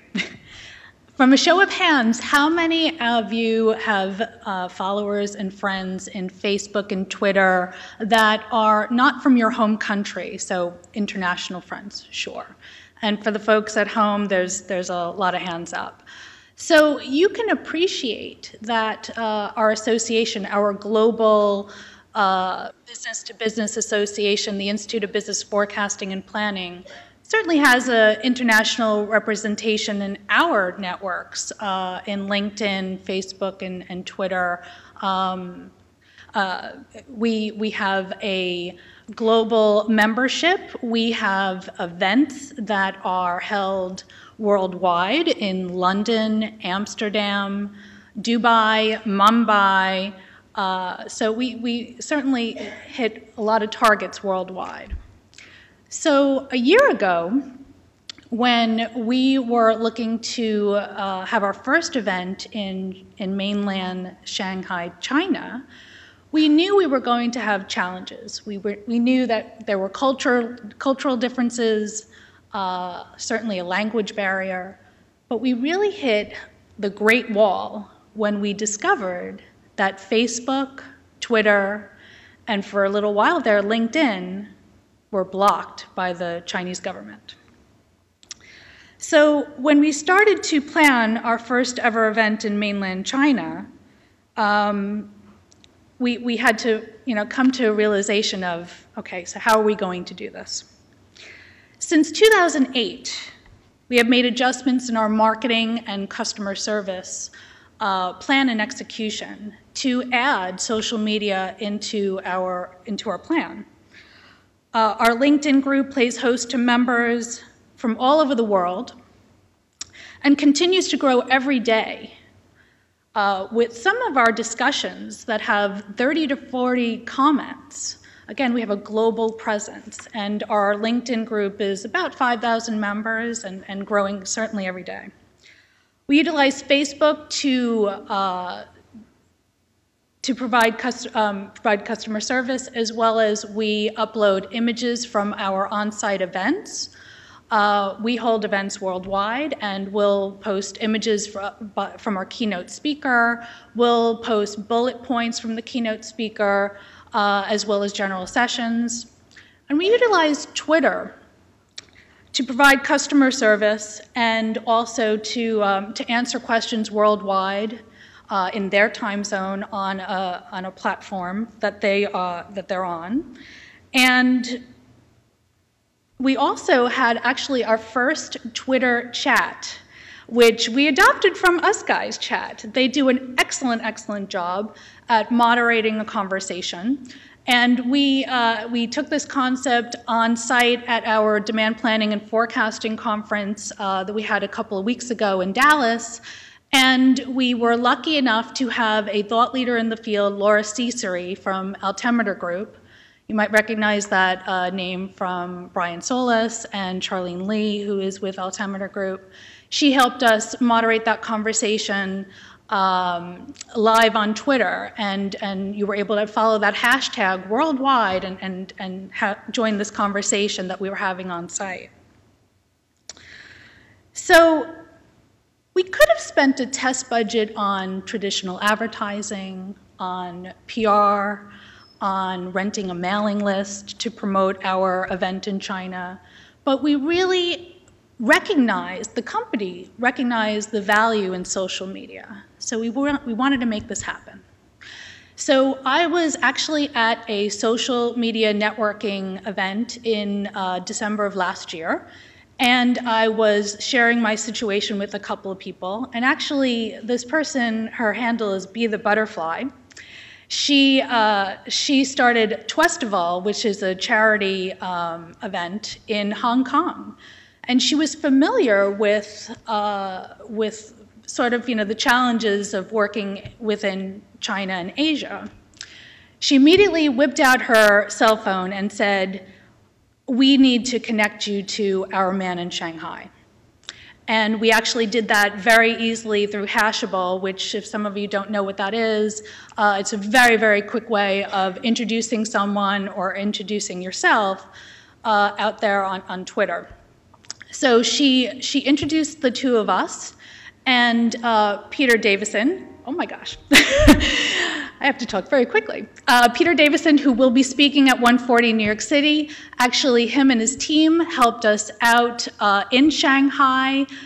He's an expat from Canada, works in Shanghai for Microsoft, but started a social media and advertising boutique firm, and we worked together, we collaborated, and he really did an awesome job. I leave you with these quick words. If anything, it is a great reminder that we can achieve so much, so far away, in so little time. Thank you. Thank you, Constance. Thank you so much. All right, we're doing good. Let me see. First of all, I want to do just some more seeing who's here. Any Touro faculty other than Jonathan? Any university professors from Long Island? Where are you from? Thank you for being here. Thank you very much. Stony Brook, one of our fine institutions of higher learning in Long Island. Anybody from Hofstra? NYIT. There's actually a lot of colleges in the University of Delphi. Farmingdale, thank you very much for being here. St. Joseph's, thank you. Just shout out to my family in higher education. Okay, looking at the tweet feed, we've got some interesting stuff going here. Pete Shelley, I wanted to give him a shout out. Beth Granger says, asked for a gong. She got it. Somebody asked for a picture from the crowd, and so I went to the back and gave them a picture. Now let me go to, I need 2 iPads. Maybe I'll win that. Dave, I like your book, but I think I need 1 more iPad so that I can have the program open. All right, here we go. We just did that. Jeff is done. Ah, very good. Basil Puglisi. Basil's an interesting guy. We first met, and I've been totally out of the Ustream. Hi, Ustream. We're thinking of you guys out there. And Basil and I first met at the Day of Giving, Social Media Day of Giving, and hopefully we'll be able to do that again in October, get nonprofits together here on Long Island and bring the social media community, and maybe you guys might think about it, how you can help a nonprofit to use social media to further their mission and help other people. That's kind of the point of social media, is about giving, not taking. So Basil, I'm going to give you the microphone and get the heck out of the way, introduce yourself, and go to it. Good luck, sir. Thanks, Mo. So do we have 2 of these? No, use this one? Okay. So one of the things that kind of excited me about the 140 conference is when you're involved in social media, it's so young, it's in its infant stage, and it's never ending. There's so much. I mean, the latest thing that I'm now playing with is Get Glue. And if you haven't, had a chance to check out Get Glue, it's, you're basically looking at, I've seen this movie, this TV show, so on and so forth, and the 140 turned around and made me say, okay, so I have to make this more concise, right? So what is it that is the most important pending issue to me? And I look around the crowd and I want to ask a question. So is there someone that would volunteer, be happy to answer a question that I have? Raise your hand. Okay. Bring the microphone over to him. I'll let Jeff bring over the microphone. And so what I want to do is we're in the crowd, and I want to ask, do you mind if I ask you who you are? Sure. No, I don't mind at all. So, who are you? Steve Poppy. Okay. Is that who you are? That is who I am. Okay. So, would anybody else like to answer that question? Can I ask if there's anybody else that would like to tell us who they are? The back right-hand corner? Stand. Yep. She's got her hand up, Jeff. So I'm going to ask you, who are you? My name is Andrea. Okay. And so I think that's the takeaway that has kind of caught me now trending in what it is that we do today. And I say, that's your name. What I asked you was, who are you? And I think that is what it is that has given social media so much power, and that is that we are our own brands. We're out there. We are deciphering ourselves separate from the companies we represent and what we do.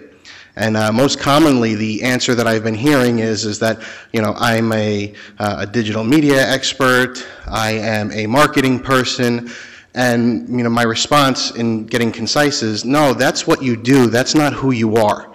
And social media really is who you are. I'm a father. I'm a consultant. I'm an educator. This is the things that interest the people that follow me, that I interact with. It allows me to connect with people on a personal level, and it gains great interest to the things that I do and why it is that these people are engaging or interacting with me.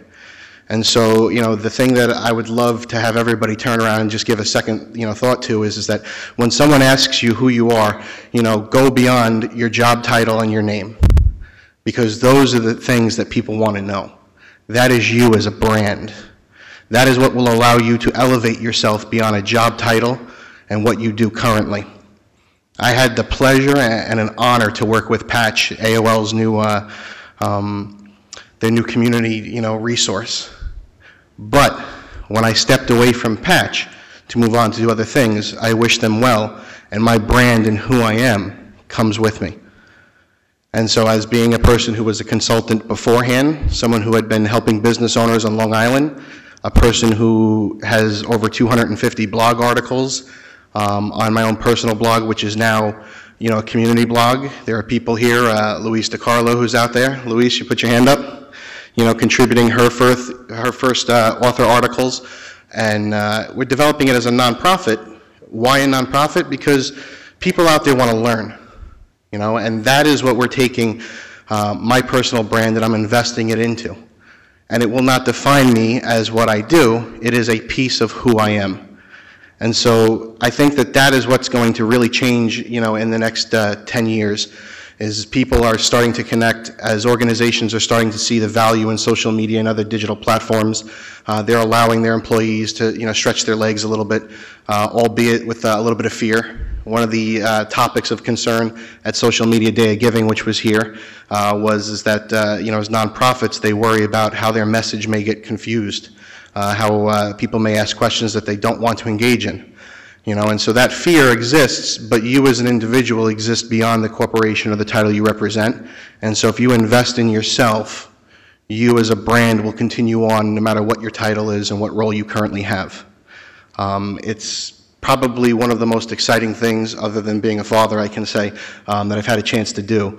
You know, I got a dual bachelor's, I have a master's degree, I spent a year studying my doctorate in education, and I stopped, you know, and I turn around and I say, well, that was all exciting, they're great accomplishments, but spending the time doing what I'm doing to represent myself and live every day as my own brand is something that's exciting, and I hope that you'll all do the same.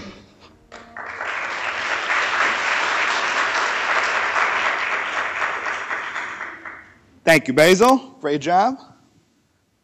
And I should have really looked before I got up here. Okay, coming up next in our lineup is another friend from Social Media Camp, Social Media Club of Long Island. Social Media Camp. There's a plug. Coming up soon, Social Media Camp. Another friend from Social Media Club of Long Island, Lynn O'Leary. Lynn, come on up.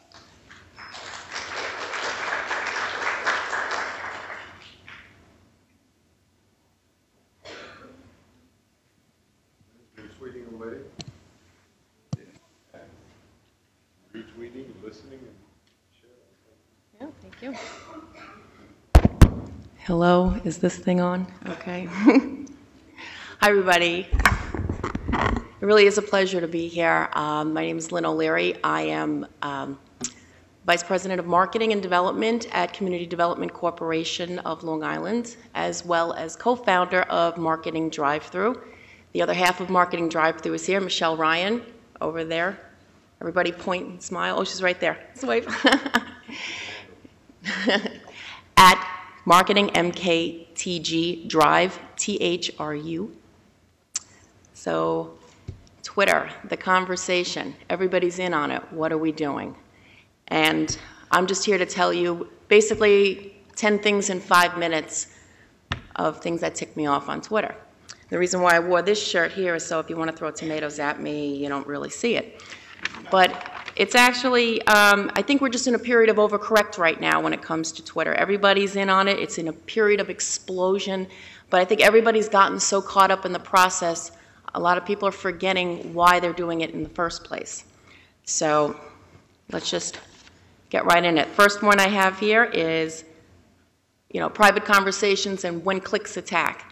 I think Us Guys is a perfect example of what to do, but there's a lot of people who take that model and they kind of turn it on their heads and they make it like high school and to the exclusion of a lot of other people.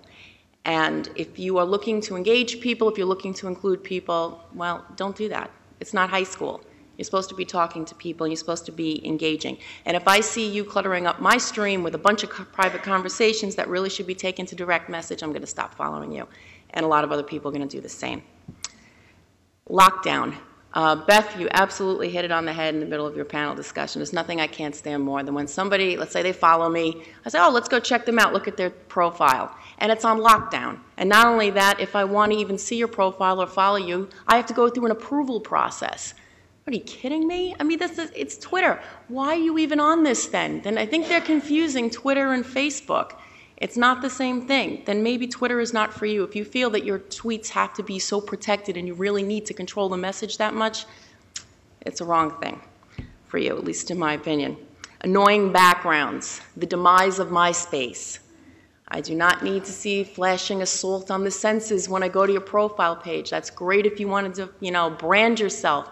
But I don't need to see the marching ants and all the different crazy colors and 14 different logos. Keep it simple, keep it concise, so people know who you are as soon as possible.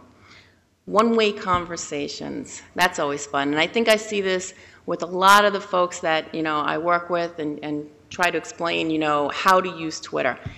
Twitter is not, it's supposed to be a two-way conversation. It is not a soliloquy.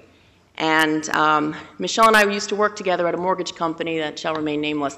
And if you look at their Twitter stream, everything is, did you know that mortgage company is going to be at the Mortgage Bankers Show? Did you know we have the best rates in town? But there's absolutely no engagement, nobody cares, and their followers fell off as a result. Overdoing the hashtags. Hashtags are a wonderful thing. They're fantastic. They help define the conversation. They help people find you. But when you're at the point where you're tagging the word the and, you have an addiction problem, and you need to go to HA, hashtags anonymous, knock it off. Ignoring messages. I always found this one to be fun. So people sort of get the idea, say, okay, great, I'm going to put something out there. We have somebody that we follow, or we did follow, I should say. It was an editor of a parenting magazine in New Jersey. And she would constantly put she would put links to her site and ask questions about it and said, hey guys, what do you think of this? And if you responded, she'd ignore you. You'd never hear any more about it. And one time it happened, 2 times it happened, and after that, stop following. There's no point. It's obvious that she sort of got it and then kind of forgot that, guess what, again, you wouldn't do that to somebody in real life. If I walked up to Lee and said, hi Lee, how you doing? You turn around and walk away, well, that's the end of that. It's the same thing. Tweeting inane things, I mean, well, look, we all do it, but sometimes, I've seen stuff like eating now, going to bed. Okay, that's fantastic. What are you saying? If it's in context of something else, like, if you're in the middle of a conversation and you're saying, all right, hey guys, I'm signing off for now, that's fine. But something like eat, go bed, pray, love, whatever, I don't see the point in it. Not the worst of things. Retweet and follower beggars. I'm sure we've all seen this. Uh-oh, keyboard cat is going to start plaguing me off. And the worst one of all to me, link jackers. These are people who force you they put off this cool little teaser with a link, and you're thinking, oh, this is great. Let me see what this article's about. And not only that, they make you go through their site to get to the article. It's one thing if you're linking back to your own site because you've got something original and cool to say, but it's another thing entirely when you're trying to manipulate the process to get more site traffic, and you're going to lose credibility real fast.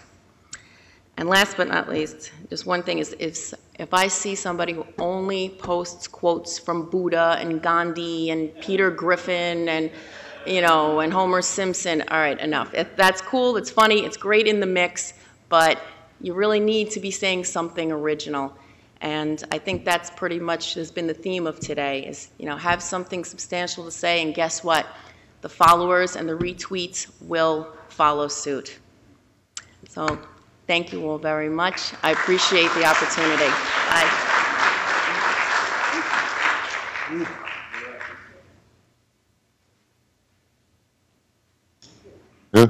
Yeah, this is working. I wanted to take a second, because we are 140 Conf Long Island. I wanted to tell you guys about 140 Conference coming up, and that'll be June 15th and 16th in New York City. I'm looking forward to it. New York is where 140 Conference started, 2009. And Jeff has great stories to tell about that first one. But I'm looking forward to people getting together, seeing family. Like last summer in Kansas City, I met Bombshell, and she's coming. And I'm excited to see her. She learned about the 140 conference and the family, and if you search for Bombshell, I think, on Twitter, you'll find her. She's an amazing lady doing great things with the community of women.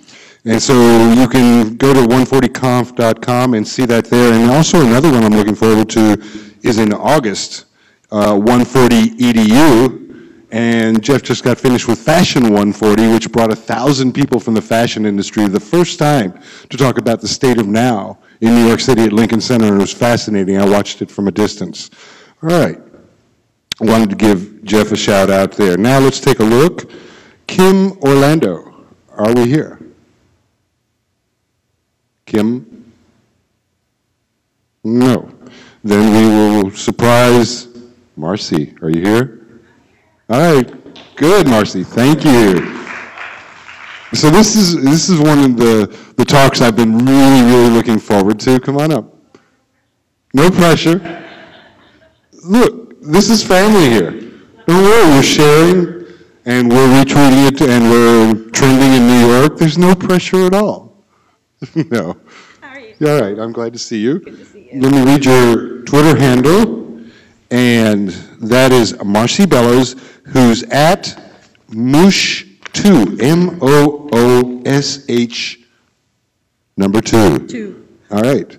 And you are go when you're ready. What a delight to be here. Hi, all. Hi. Oh, thanks for the waves.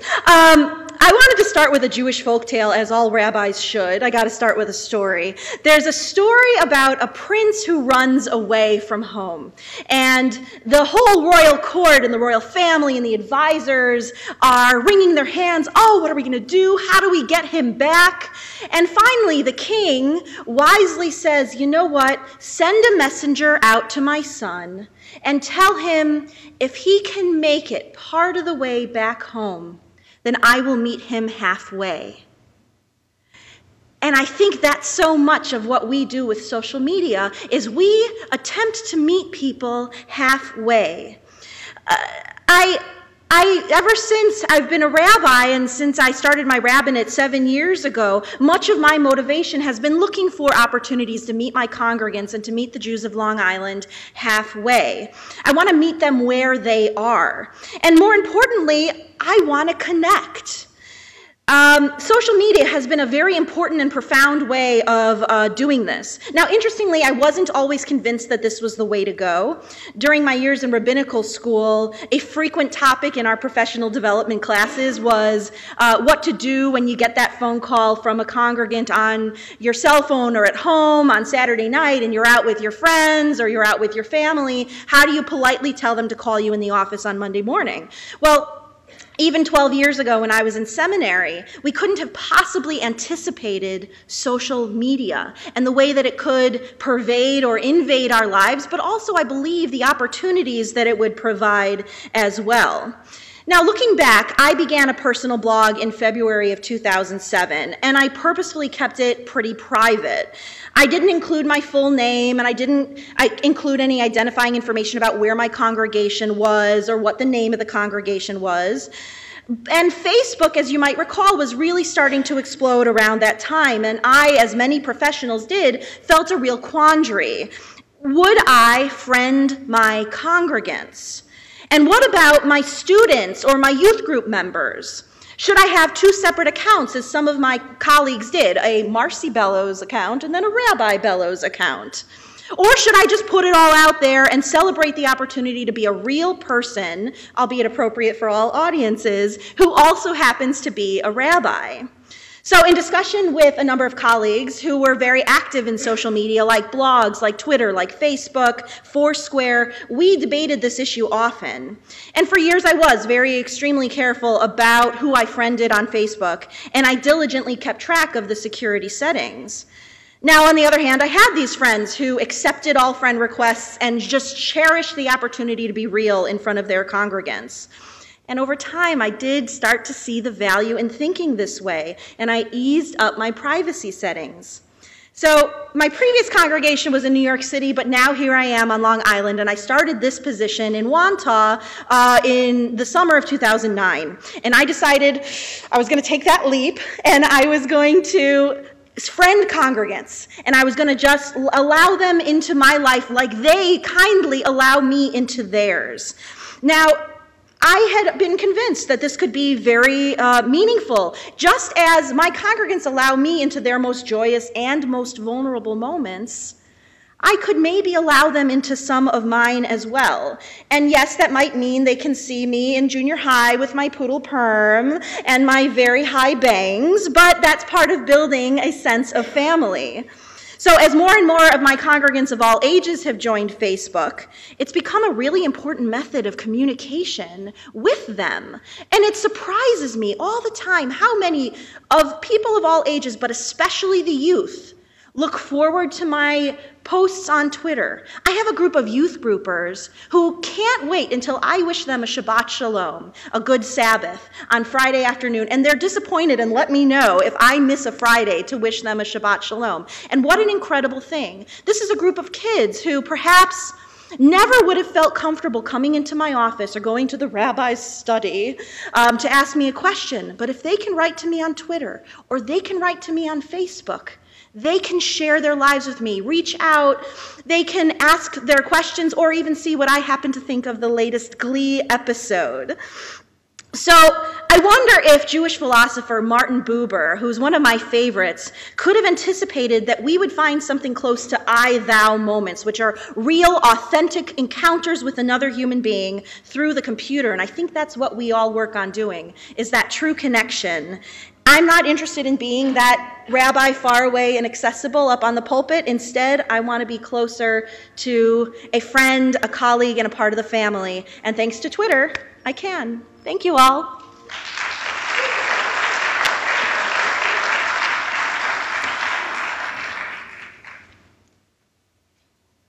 Thank you. Okay, this is working. So I got into, I got a second, because Jeff introduced the last speaker, I got a second to go into the green room and try the green room coffee. Excellent. I've just been up since 4 o'clock this morning, so even if it is Starbucks, they are our sponsor. And I wanted to give a quick shout out to our sponsors. And if you guys hate me for doing this, I really just appreciate folks who are helping making this happen. So Touro, Wordhampton, St. Joseph's, Martin Kane, Starbucks, and Andrea, well, also let me shout out to @LegalTypist, @ProfJonathan, and @Namnung, and me organizing this. We're getting, thank you. Save it for this afternoon. We got a long way to go, but there's a good lunch coming up ahead. Ooh, now, how are we doing? Oh my God, you know what? We're ahead of schedule. We are ahead of schedule, which means let's take a minute or two and see, maybe I'll walk around and do a Phil Donahue thing and get a chance to meet some of you guys. Okay, Lily Jacques, Z-A-J-C, Zeitz. Where are you from? I'm from Setauket, New York. Originally Brooklyn, I must say. By way of Brooklyn. So what are you going to walk away with What are you going to walk away with from this morning's session? From this morning's session, I'm going to definitely check out us guys and say hi to everybody and be very brief in what I say all the time. So I'm ending it now. Your Dixie Lil is the handle, Dixielil. South Brooklyn? Dixie, I'm working it. Elton John? Okay. Let's see who else I can annoy. Yeah, you feel the tension, the pressure? Here we go. Oh, hello. Hi. How are you? Good, how are you? Who are you? Melissa Cunley. I'm from St. Joseph's College. And you guys are a sponsor, thank you. Yes, you're welcome. And what do you think? Are you engaged? Have you learned? I'm actually married. Timing is everything. Yes, I'm engaged and learning today. Thank you.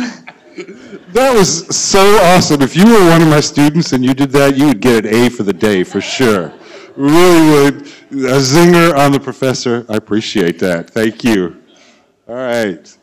Who else? Oh, you know what? Having taught for a while, I like to go into the back rows, see who sits in the back row trying to be chilled and cool. What's your name? John, John, you got a Twitter handle? at LI Co-working. All right. Are you enjoying the day? Yes. You got any questions that you want answered? No questions. Want to see pictures? Yes. Okay. We'll try to do some more pictures. All right, who else can I do over here? Now, we got these two guys. They got a brand new iPad. All right. What's your name? I'm David Reich Hale. How are you? All right. I've arrived. It's going to be one of our speakers at lunch. And who are you? Steve Levy, not the county executive. Is that your Twitter handle too? Not on your life. So I've had, is it, does Phil Donahue mean anything anymore? When I say that, you guys know what I'm talking about? Letterman. Does Letterman go up in the crowd? Does he have the gumption to do that? That's how I do my classes. There is not a moment of quietness. All right, so I have stretched out long enough. Now we're looking. So yesterday afternoon, I see on Twitter flying in to LaGuardia. Next time you're going to come again, Long Island. JFK is a good one because you get on LIRR.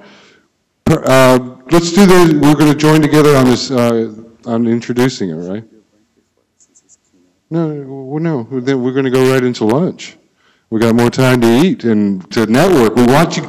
You guys, the virtual world is wonderful, but it really makes the face-to-face connections special. Take advantage of this opportunity because you're going to have friends here. Trust me. People that I met in 2009 in the first 140 conference.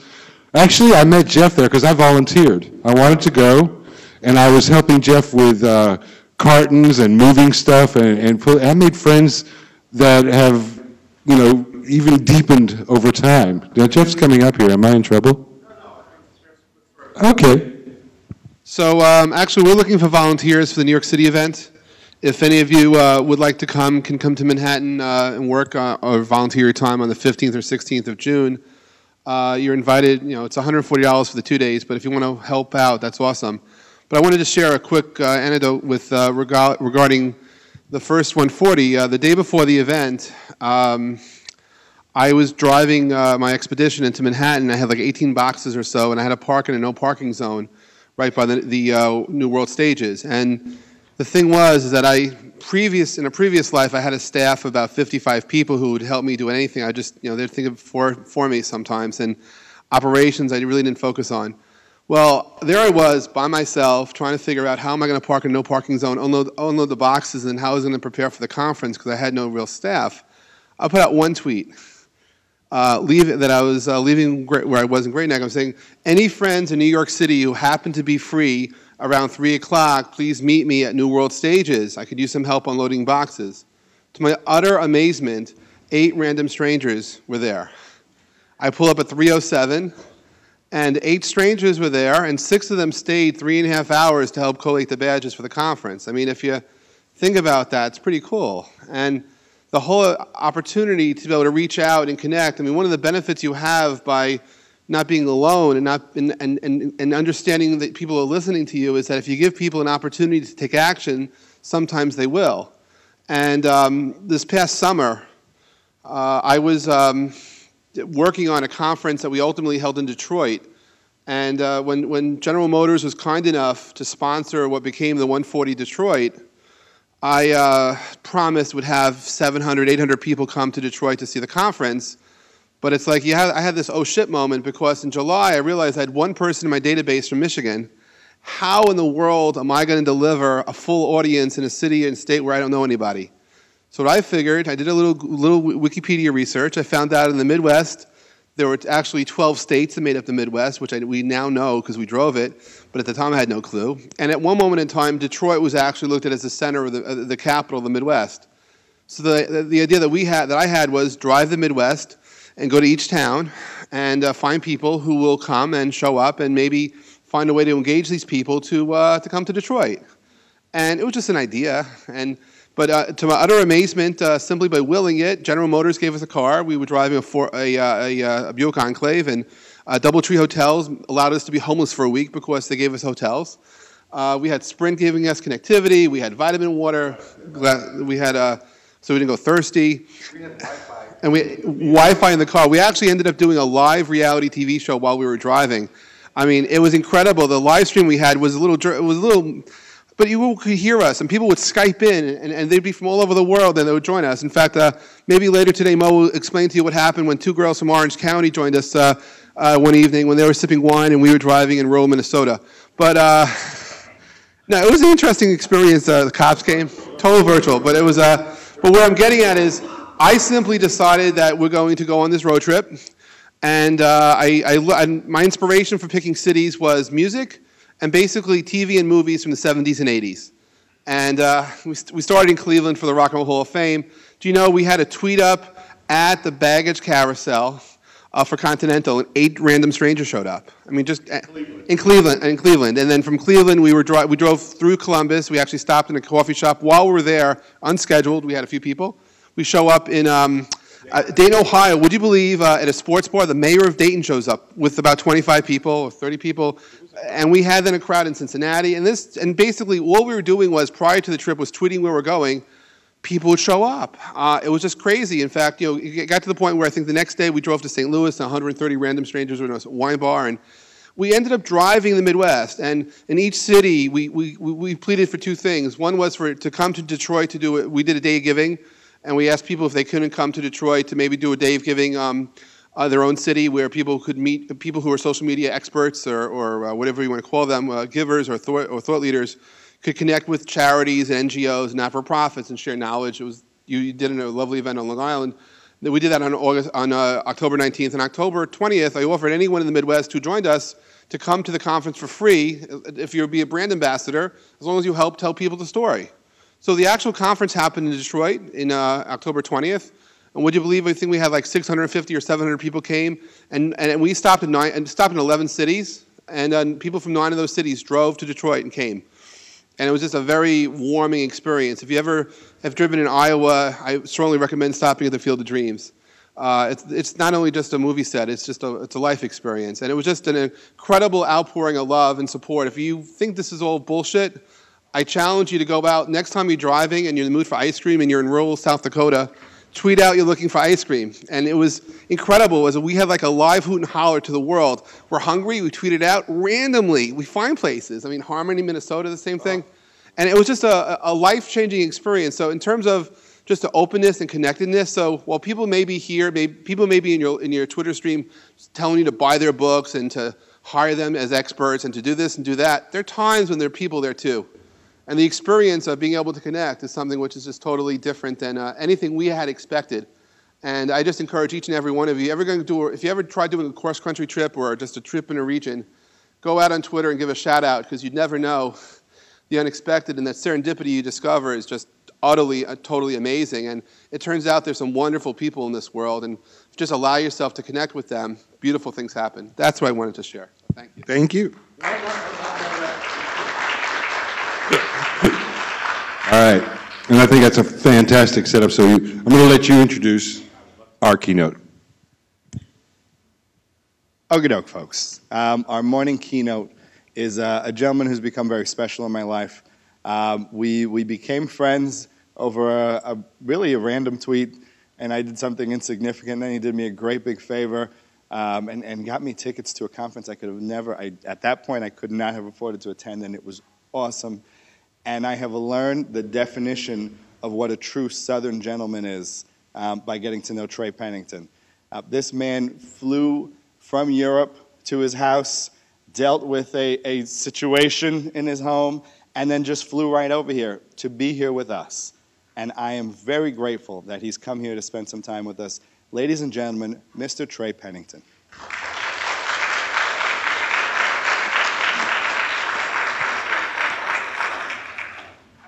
Wow.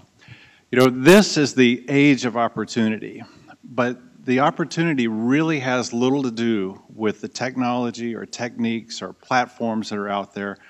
The opportunity really has to do with understanding one of the driving forces behind social media.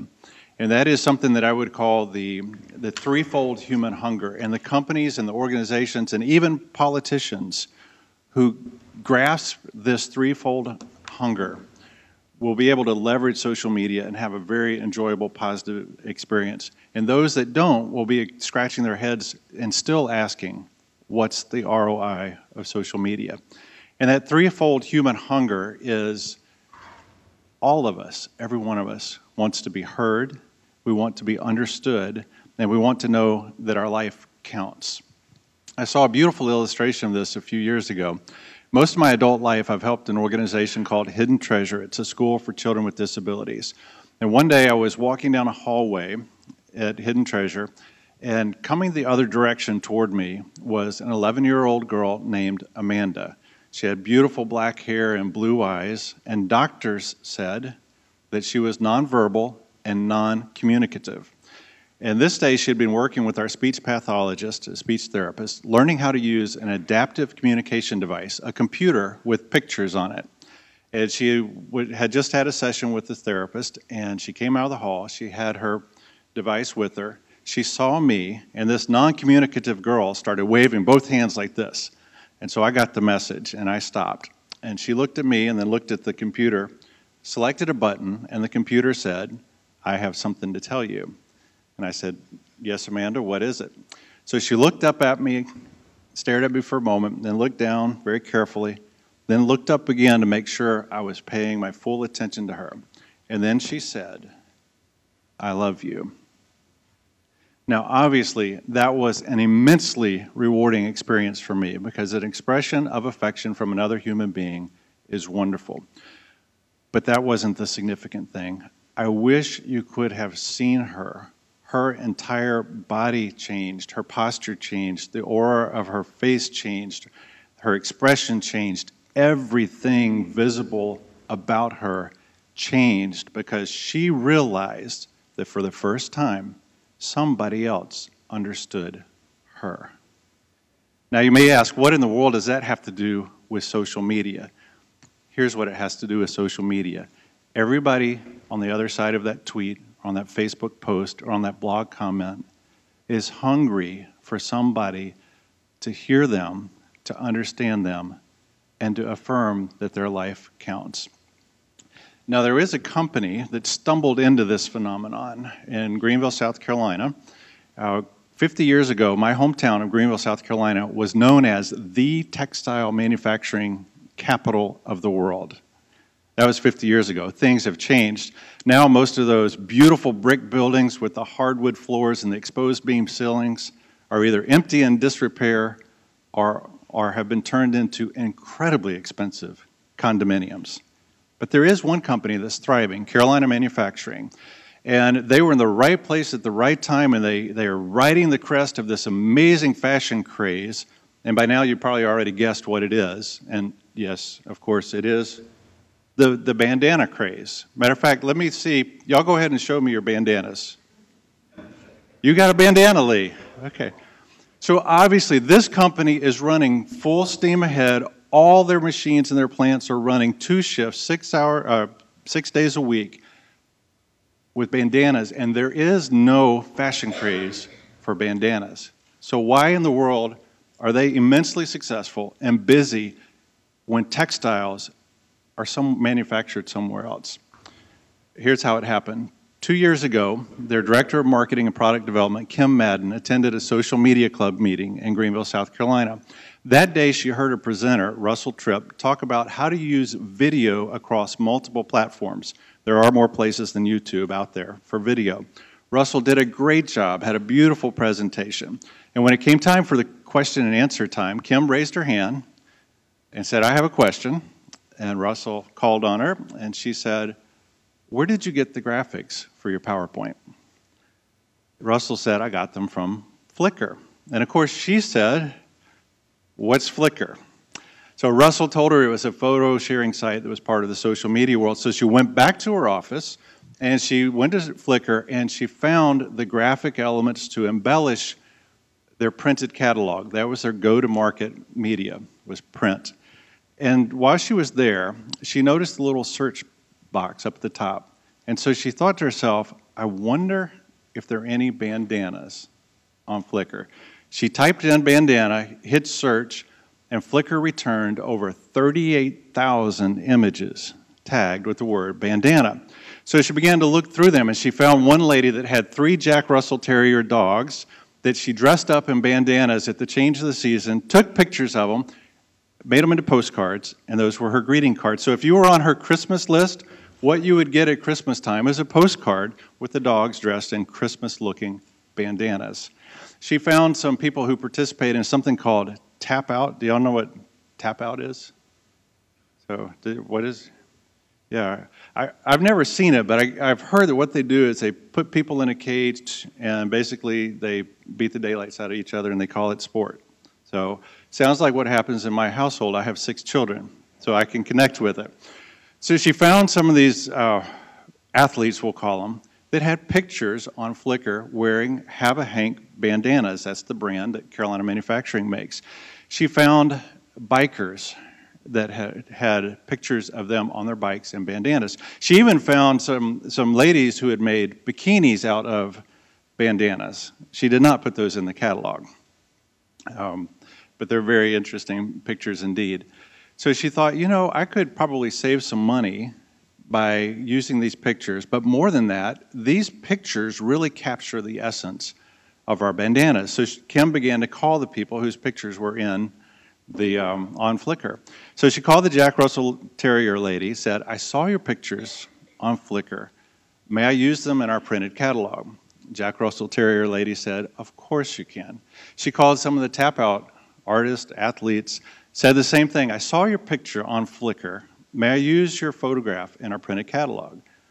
Sure, no problem. She called a biker. This guy was the prototypical cleaned up Hell's Angels looking guy, bald, big, tough, muscular, in shape, tattooed and pierced, a tough guy that you knew would not take anything from anybody. He had a picture on Flickr wearing a Have a Hank bandana. Kim called him. She said, I saw your picture on Flickr. You're wearing one of our bandanas. May I use that in our catalog? There was absolute silence on the other end of the phone. So she thought either, well, he didn't hear me, or I offended him, or something. So she repeated the question. I saw your picture on Flickr where you're wearing one of our Have a Hank bandanas. May I use that in our printed catalog? And this time, on the other end, she heard very softly, and obviously from someone trying to maintain their composure, a voice said, I didn't think anybody noticed. And so the real power of social media is not about frequency and reach or any other marketing metric, about efficiency. It is all about this incredible opportunity, like no time ever before, to actually touch and reach deep human needs. We all want to be heard. We all want to be understood. And we all want to know that we count. And those who use social media to let people know, I hear you, I understand you, at least I'm trying to. I'm not trying to make you understand me, and you do count. Those are the companies who will enjoy robust experiences through social media. So in order to help you keep this human hunger top of mind, Lee and Roy, could y'all help me pass something out, please? Yeah, help me get those out. So to help you keep it top of mind, this idea that the people you interact with are... So when you pass these out, thank you. As you pass these out, I will show you how to use them. All right, I'll have to put the mic down for this. These are incredible tools of self-expression, just like social media. And there are several ways you can wear them. I'll step out here.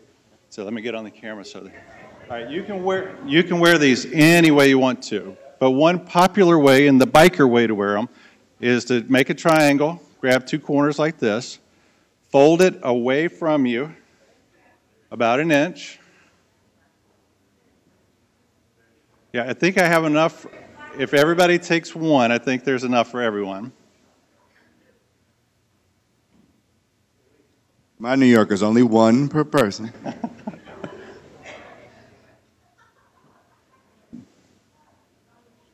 All right. And then y'all need to look down while I put my head down to put this on, because I feel like I'm 25 and I don't want you to see that I'm not. So then you put your head down, hold it like this, you tie it in the back. There you go. And then, let me try it again. That was bad.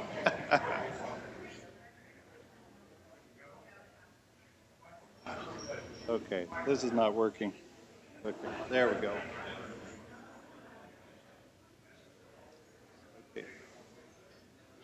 Okay, now, whenever you see this bandana, realize that the real power of social media is your ability to go out there and attend to people who want somebody to notice them, acknowledge them so that they know that you know they're there, and then affirm them to let them know that they count. To put this speech in 6 words in honor of Ray from this morning: pay attention, affirm often, or acknowledge often, affirm all.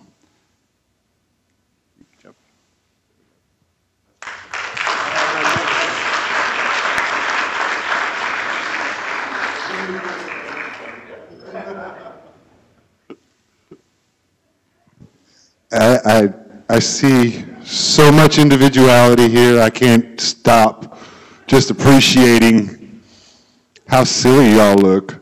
And that's, guess what, Trey? I'm a Southerner. I'm from North Carolina. And North Carolina is described as a veil of humility between 2 mountains of conceit. North Carolina sits between South Carolina and Virginia. But all kinds of props to my friend from South Carolina. It's a great place. I grew up in Asheville, which is just a little bit south. And if you go to South Carolina about this time of year, getting close to peach season, there's nothing better than the South Carolina peach. But also, thank you for really, there's a couple times I caught my throat a little bit. So we still are way ahead of it, and she was here but wasn't here. So Kim Orlando, come on down. Did I just do that? Did I just do it? Come on down. Yeah, all right. Kim. Okay, Jonathan wants to take the microphone. Just wanted a couple things while we bring Kim up. First, I am conveying apologies from Tony Comstock of Comstock Films, whom you may remember was supposed to be an early speaker this morning. I got a tweet from Tony that A, he injured himself working on his boat yesterday, but that B, he was unable to get the email through to let us know, so as he put it, both physical and electronic disabilities today. But he wishes everyone his best, and I'm sure he'll be watching on the stream. I realize I moved over, sorry about that. The other thing is we do have tickets for tonight's Ducks game, which is literally across the street, immediately after tonight's barbecue dinner. We have plenty of tickets, but please let us know that you're staying so we can just get everybody together and we'll figure out when to meet and walk over. But it's going to be, weather permitting, a great game. It is a wonderful experience. You will not have seats that good for less than about, I want to know, $250 and up at any baseball game, Major League. These guys are great. It's a lot of fun. Please stay. But also let one of us coordinators, Andrea, you want to take that one? Let Andrea, who is standing in the back, know that you are coming tonight. Just so that we can organize all of that. And with that, I will step back off the lectern. We use this one, right? Okay. Thanks. Okay, so now we hear from moms. So this is at Kim Orlando, and she's founder of the Traveling Mom Blogger Network. And Kim, roll. Thank you. Thank you. I want to know what it meant when you said I was here but not here. I'm here. I'm so here. So I was listening to what Jeff had to say earlier about the meetups, and some of us who have 3 kids, meetups are really hard. So, but we do like to get together with people, so we do it virtually. And I was also listening to what our keynote was saying about trying to be heard, and certainly we want to be heard online, but I also want to just have fun. So I want to know from the audience, how many of you have been on a Twitter party? Just raise your hand. Okay, so maybe some of us have partied together a little bit, and if you haven't been on a Twitter party yet, consider it. And the bottom line is that everybody's invited. My name is Kim Orlando. I'm founder of TravelingMom.com and the Traveling Mom Blogger Network. The Traveling Mom is a website and blogger network that's dedicated to moms who travel with and without their kids. We built our audience through grassroots marketing like Twitter parties. I fell in love with Twitter parties because of Jill Johnson-Patty. She's sort of my Twitter party mentor. She's from Mom It Forward, and I've been a party goer and party host ever since. A Twitter party is a virtual gathering of people on Twitter at a certain time about a certain topic. We have one at Traveling Mom every Monday night at 9 o'clock. We use the same hashtag every Monday so people know where they can find us, and they know we're going to talk about travel. Some of those parties are sponsored and some aren't, but all of them have to do with travel. The great thing, like I was saying before about Twitter parties, is that everyone's invited. You're all invited to my next party. You're all invited to every party. And even better, you don't have to dress up. You don't have to fit into some like little dress. You just show up and you're there. You can have a drink on hand if you want, but probably your fingers will be very busy, so you're not going to be able to eat and drink. It's a lot of fun. So you're invited, and you really do want to show up. To get noticed on a Twitter party, it's important to be quick, witty, and funny. Who thinks they're quick, witty, and funny? Nobody. Okay, so find somebody who's quick, witty, and funny and follow them and retweet them so you can kind of borrow a little bit of quickness, wittiness, and funniness and enjoy the conversation. And remember that the quick, witty, funny people also need a straight man to make their stories work, so it's okay to go with information to a Twitter party. But the main thing is that you want to respond and you want to engage. That's very important. Twitter party popularity is no different than being the popular one at a cocktail party. You want to have a couple of good stories, come armed with a couple of good stories, and you're just going to tell them in 140 characters. Why would you want to go to a Twitter party? If you are a blogger or a brand, it is a great opportunity for you to expose your brand to a lot of people. On any given night, there's probably 2 or 3 different parties happening, so you can party hop. But I wouldn't suggest party hopping for 2 or 3 minutes at a time. Go in and really find out what they're talking about and engage. Join the conversation. So maybe in an hour you're going to go to 3 parties, 15 minutes each. You're going to find some people to follow. They're going to become familiar with your Twitter handle, and you'll pick up some followers and expose your brand to those people. So it's absolutely worth it. We host Twitter parties that are sponsored by brands and some that are not, like I had said. But even if we do have a sponsored party, we don't make the conversation about the brand. The conversation is about the travel topic. That's what keeps it fun. It's like, if it were about the brand, it would be like going to a cocktail party where you have a big where's my Traveling Mom sign? Where you have a big Traveling Mom sign behind you, and I'd be going around at the party saying, hey, have you heard about Traveling Mom? Have you heard about it? And that would not be cool. Now, I'm not above that, but it's not cool. So what you want to do instead, just like at a cocktail party, is you want to engage people and have a conversation with people, just like you would at a cocktail party. Twitter parties are about the conversation. It's about the topic. Twitter party goers do not want to have ad messages shoved at them. They want to have fun. They want to laugh. They want to engage. They want to make new friends. They want to have fun. So have fun. And for us, they want travel tips. So we want to make sure that we provide them with real information that they can take away. Do Twitter parties work? For me, yes, Twitter parties work. And the reason I know that is because before, during, and after every Twitter party, we see a nice spike in traffic to Traveling Mom. But beyond that, we also measure our Twitter parties. We use hashtracking.com. It's a company in beta. They can give us impression numbers, reach, give me a complete transcript of the party so that if I want to follow up, which I do, after a party with everyone who's been on the party, I can do that. I can read what people were saying. If it's a sponsored party, people can read what people are saying about their brand or about the topic. So it's important to be able to measure. We measure everything. I mean, we count every single thing. Just to give you an idea of the power of a Twitter party, in 1 hour for a non-sponsored party, we deliver around 2 million impressions. For a sponsored party where we did one a few weeks ago for Fun Jet Vacations, we delivered 12 million impressions in an hour. That's pretty powerful for an hour. I mean, that's a lot of impressions and a lot of potential reach. So I absolutely believe that 140 characters is enough space to promote a brand or destination, especially when you have 100 people participating in the party. So are we having lunch now? Can we party now? Okay, so enjoy your lunch, and hopefully we'll get to talk more about that later. I'm Kim Orlando. Thanks. Thank you, Kim. All right, well done. All right, so we're great. This will give us time. Jonathan, you want to tell us? I'll bring the mic to you. We're going to go for lunch. I think we're going to leave the live stream going just because it's easier. And so, folks on the live stream, they're waving at me and stuff. All right. So. Hold on. All right, so a few things. One, I have for auction someone's... No, that's fine. Stop. Just wanted to make sure. Yeah, it's good. Thank you to the more than 500 people at least who have clicked on just one of the links that we've put out to the live stream. So in case the speakers wonder if you're reaching beyond this rather sizable audience, yes, you are. Thank you again for everyone who's spoken this morning.